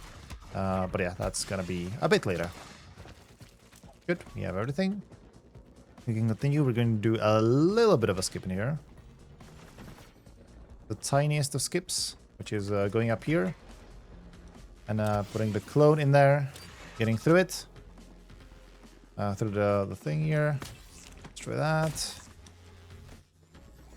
And get here a little bit faster.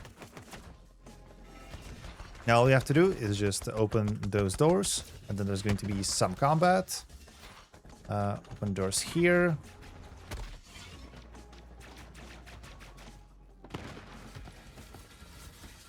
And get more ammo. And now, okay, so once I look up, there's going to be a dude in there.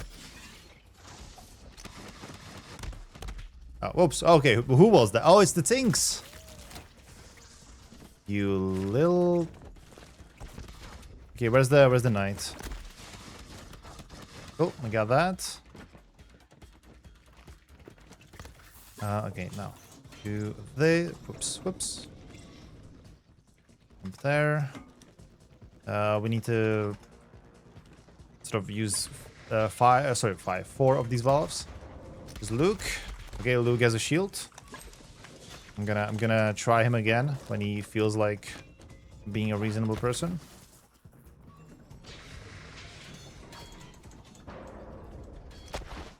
I'll kill you. That's fine.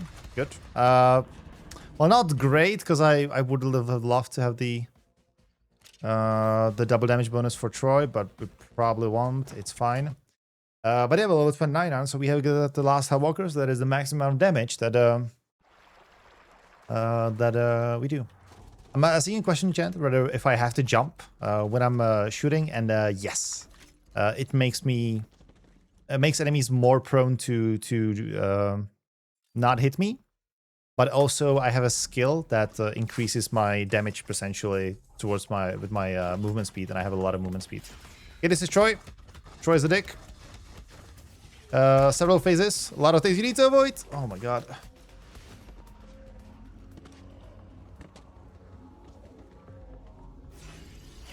We haven't gotten him to the phase yet. He's just being Oh, okay. Yeah, okay. When that happens, I need to kill one of these flying things, which is not great because they will start being very mad at me.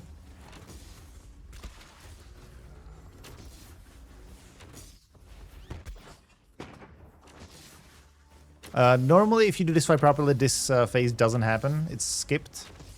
Yeah, sadly, it do be happening. Oh my god.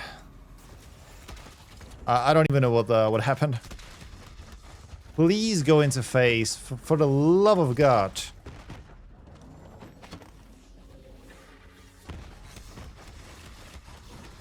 There we go, got him.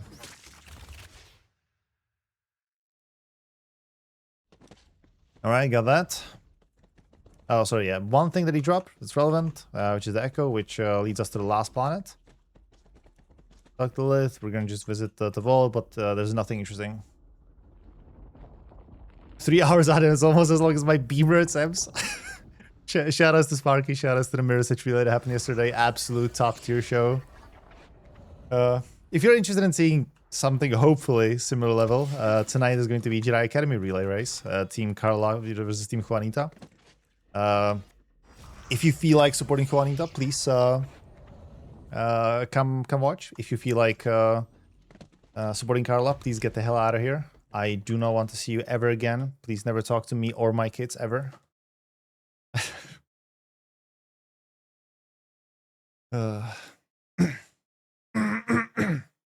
So now we'll be moving. Yeah, we got Vault of the Architects done.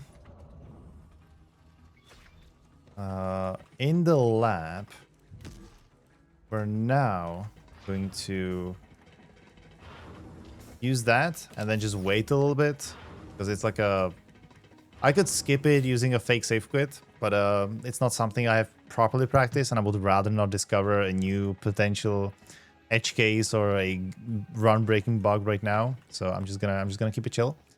But yeah, once the ladies will want to talk to me. Oh, she's talking to me. Look at that. Is that one of you talking? You are talking. Navigate to Necrotafeo. And in Necrotafeo, or sorry, before we go there, we want to respec. Because we want a more combat focused build. We want 1 level in this, and then we want 5 in this, 5 in this, 5 in this. We want 2 in here, 4 in here, 1 in here, 3 in here, 1 in here, and we're done.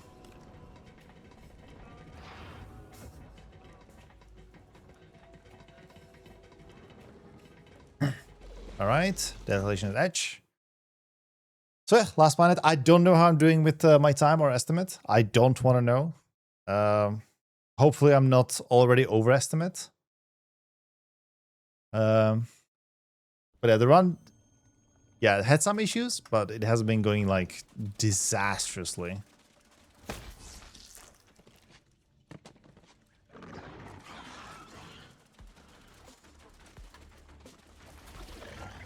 Alright, so kill some enemies here.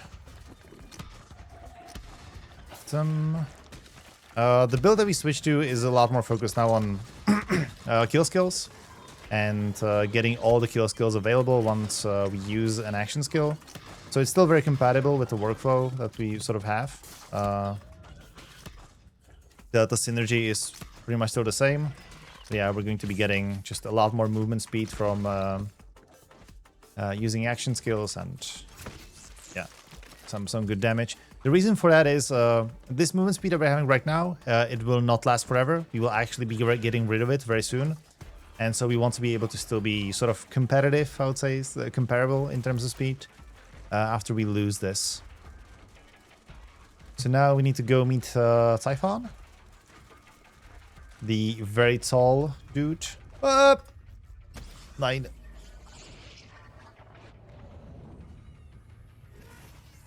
Okay, good, but I got a new here. Yeah, the speed. I'm in a constant Mon Castir state. Okay, meet Typhon. He's gonna take out his gun and he's gonna shoot a gun for us. And it's a white weapon. Thank you. But now, yeah, we're gonna go down here. And there's 4 pedestals for vault keys. We have 3 of them. The last one we're going to get on this planet. Typhon is going to take his sweet time, just sort of getting here. But then, yeah, once he's like over there, he's gonna do like a pretty sick swing. Unfortunately, this last section of the run is heavily defined by waiting for Typhon.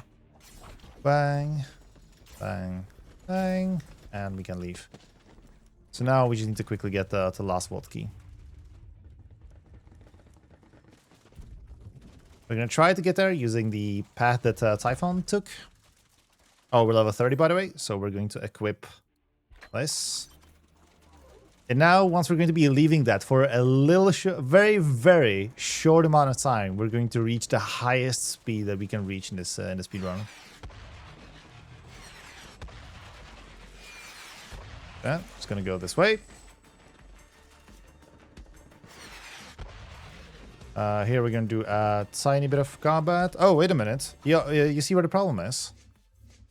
I did not take these.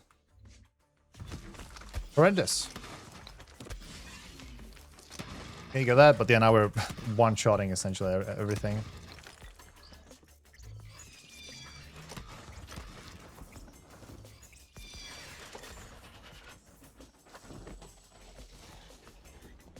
Alright, the Dan's gonna spawn over there. Got them. I need to shoot that thing over there. And now we're a little too fast, so you can see that the minimap actually ends here. That is because that part of the level is now deleted. And we cannot go that way, and so we need to go the alternate route. The alternate route, we're going to skip most of it using this movement speed that we're not supposed to have. But now let's just enjoy this movement speed for a little bit. This is just pure movement. I'm going to lose it very soon, sadly. There we have the Snowdrift artifact or relic, because that gives us a bonus speed when we're sliding, which stacks together with the bonus movement speed when sliding that we get from the Vanquisher. Wait, sorry, what? Did the guy just fly away? Like, I need to kill him to open those doors. My dude. There we go. And now there's the second Tron that we need to kill. He's done. So that was a boss, by the way. Does any other character hold speedrunning potential for like a co-op something? I know Amara is also used in co-op speedruns pretty often, but I think that the board record composition is 2 Zanes and 2 Amaras.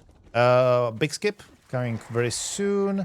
I need to have a lot of movement speed and then just jump. And that gets me all... Yeah, that actually skips like 50% of the level, honestly. It's only possible thanks to the movement speed that we have, because there's a massive kill plane along the way that we just can barely make over with this. Okay, a couple enemies we need to kill here. And all of these that spawn.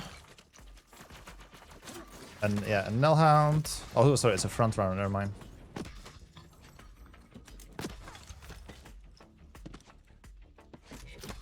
Good, good, good. Yeah, I'm gonna get this crystal and place it in here. I need to get the last crystal, which is going to be drawn by this gentleman over here. Got it. Place it here. Wait, like that.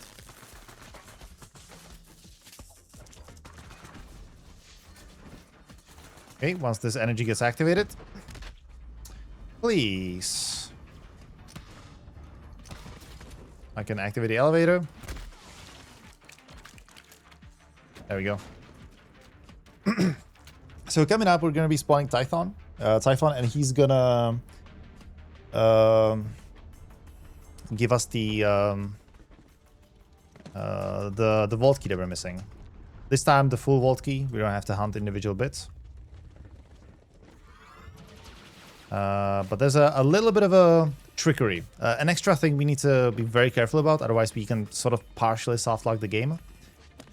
So in this room, we first kill all the Iridians. To spawn the Berserker, which is supposed to be like a hardcore enemy. He's gonna spawn right here. Done. Now get that, spawn Tython.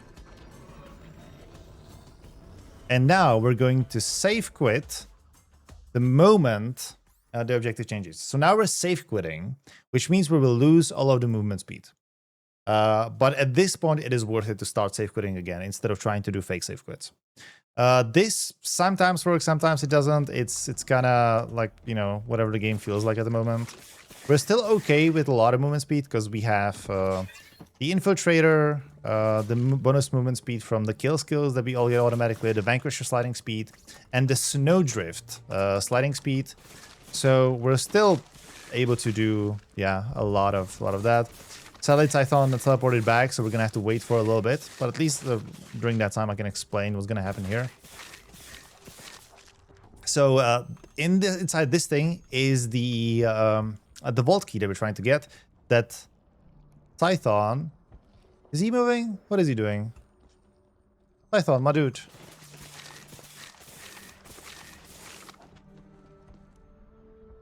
Is he? What is he? Well, what is that man doing?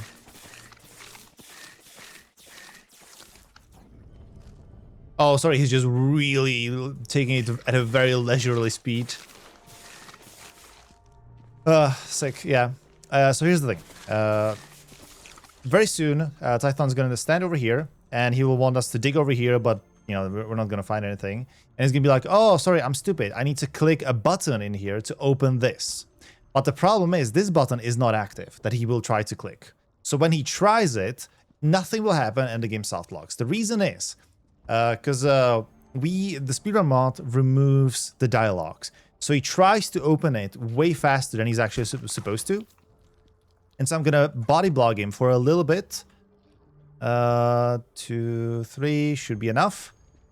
To delay him. So now, when he touches that button, this should open. And we got the key. So this was one of the worst soft logs that I kept running into when I was learning this game.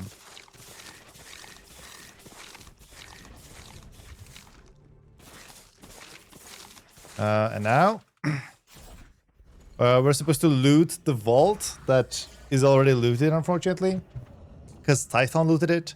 Yeah, the only thing we're gonna find here is his little love nest, where he describes in all of his logs in like very vivid detail what he did with his lady.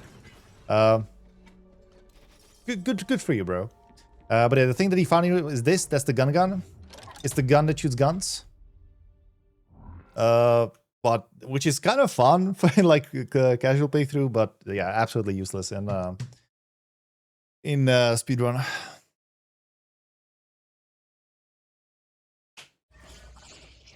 So now going back to Sanctuary. Essentially what we're gonna do now is show the vault key to Tanis, because she wants to lick it or something. She'd just be like that. Sorry, now the movement rhythm has changed a bit. So we're gonna put it in here and put it back. And go back to Necrotafeo to start the last section of the run. So back to Desolation's Edge. Where we're going to place the last missing vault key, which is the one that we currently have, to open the Pyre of Stars. And Pyre of Stars is just a lot of combat, but honestly, there's several sections where we break the linearity of the game a little bit, or like the flow that the game expects by safe quitting.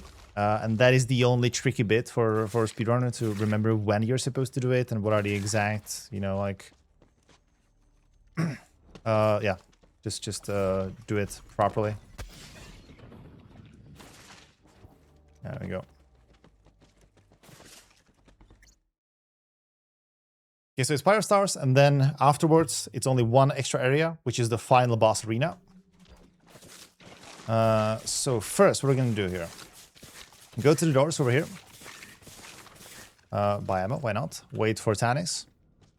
I think there used to be a safe quit at this point as well, but I don't think that the runners even do it anymore.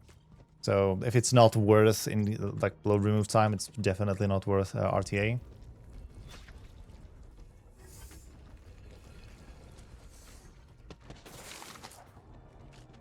So, Tanya's gonna come here and we're gonna give her the Pandora key.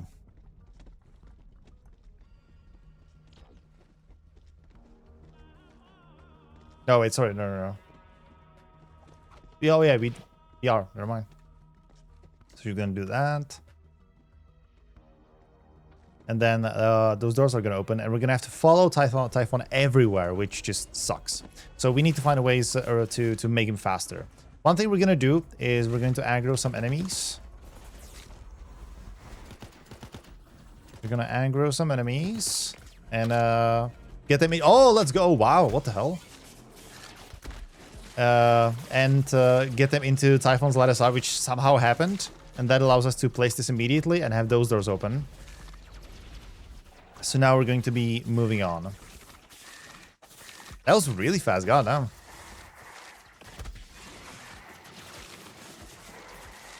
Next bit, we're gonna run past all of these enemies. These doors will just open. And we're gonna go all the way, I think, in here-ish. And now we're going to save quit.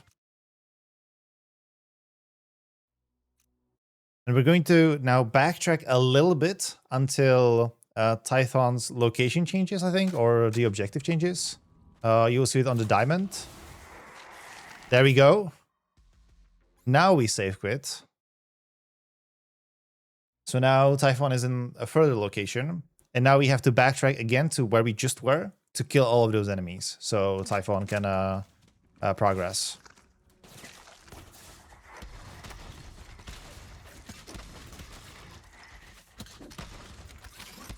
Yeah, he's actually going to run back.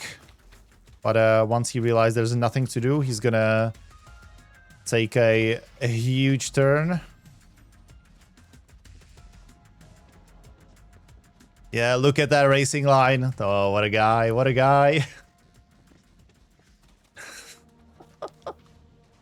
Because he doesn't just stop, turn around, and run. No, he literally just is like, he handles like a car. He just does the...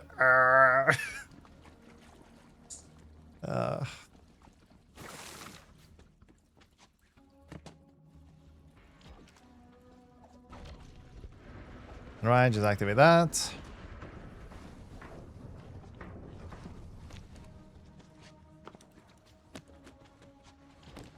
Next section. From here, I think we only want to kill someone from the last group that spawns. So I'm gonna kill you, and then the Iridians will start spawning. We need to kill all of these Iridians, but none of the Psychos. Like the Psychos, you can kill them. It's just it's not necessary. They will be spawning for a little bit, one by one, and once the last one is done, this door will open. And now we can go and place this. And after we've placed it, we do save quit, which is the last, like, real consequential save quit of the run. And now, yeah, let me just buy more ammo. We continue. This last bit is a little iffy. Because there's going to be a lot of enemies just sort of trying to take a shot at me from a big distance. And if I die, you know, it would be very inconvenient. I would much rather prefer not dying. So what I'm going to do is go here, and I'm just going to sit here in the switches, and I'm going to try to find an angle where the long shots, the snipers, cannot hit me. They will be trying to keep shooting at me. But if we're here, I think Typhon should just sort of ignore them. And we need him to activate that so we can activate that. Or maybe the other way around, I don't know. He seems to be moving based on the diamond on the map. So far, so good. So now we're just going to be waiting for a little bit. The last couple of sections of the speedrun are literally just a waiting simulator until we can get to the final final boss fight. I just noticed that the tech has been changed and Kainalo is no longer here. And we got Eris. Hello, Eris. How are you? Sorry for ignoring your Hello. messages. It's all good. You can answer me now. What was the question? If you miss me. Oh, Oh no, sorry. How much you missed me from 1 to 10? I'm gonna say like a 7. Okay, maybe we can. Maybe when I don't stop your timer, that goes up to a 10. Yes. No, then I'm gonna miss Kainalo because Kainalo was serious about this. Anyway, okay, run. Last section of the run. We need to place the last final key. Which is over here. I think we just need to kill these Iridians. And that's it. And this is the last pedestal we need to place the key on. But for this to be enabled, Tython needs to be here. And he's like there somewhere now. So, yeah. What do we... Oh, we have the... Okay, let's shoot some weapons. And yeah, that's the gun. That was actually in the trailer for it as well. You can also make it use more iridium so that it spawns legendary weapons. Quick muffs. Interesting. Where is this man?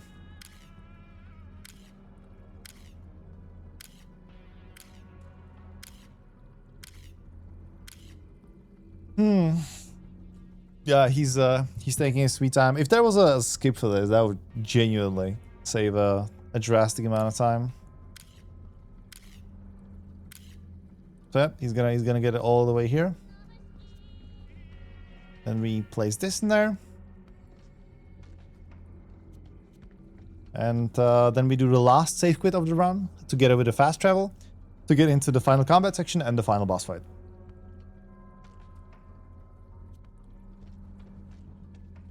So I'm gonna say it's gonna be time in like 5 minutes-ish, 5 to 10, based on how bad I'm gonna do.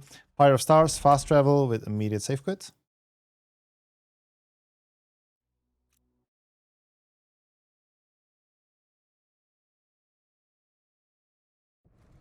There we go. Go back to Tanis.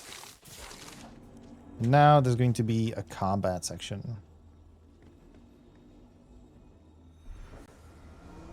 So she's going to start doing things. And the enemies will start spawning in here.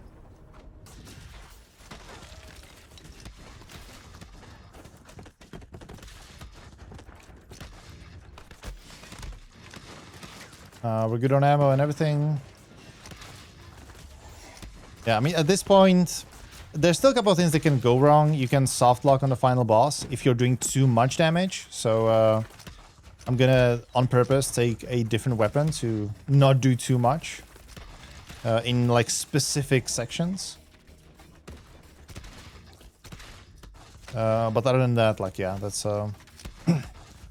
I think the main problems have been cleared when we killed Katagawa. And when we could get rid of the supersonic man stacking. Because when you don't need to hold the stacks anymore, suddenly, you know, the run is a lot more robust. Cool. That was the last bit of the enemies. And now... Yeah, sad things will be happening. Wait, sorry, where am I? Oh, there we go. And there's going to be a teleport, I think, over here. Or a portal, rather.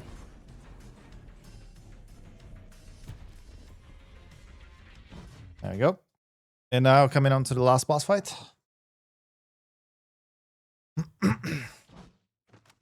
Which is Tyrene Calypso in her... I believe the world record holder calls it the Hentai Abomination form.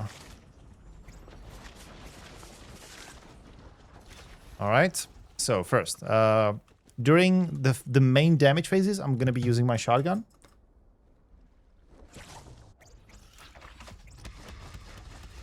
Okay, once we get to this, I'm going to be dodging and I'm going to take the other weapon. And once she falls over and reveals the soft spot on the top of her head, I'm going to snipe it with this. And then I'm going to damage her with the shotgun. Now, I just need to repeat this. Rinse and repeat. And that should be the boss fight. There we go. Okay, get ready on time. It's going to be, well, actually, not after she dies. It's going to be once this cutscene starts. Time. Whew. So, was I overestimate or under? I was barely under, goddamn. You're barely under, but I mean, hey, thank you. It's good. Yeah, I mean, yeah. So there were two worries. Either I was going to be really overestimate or really under. I think this is the best version for the marathon.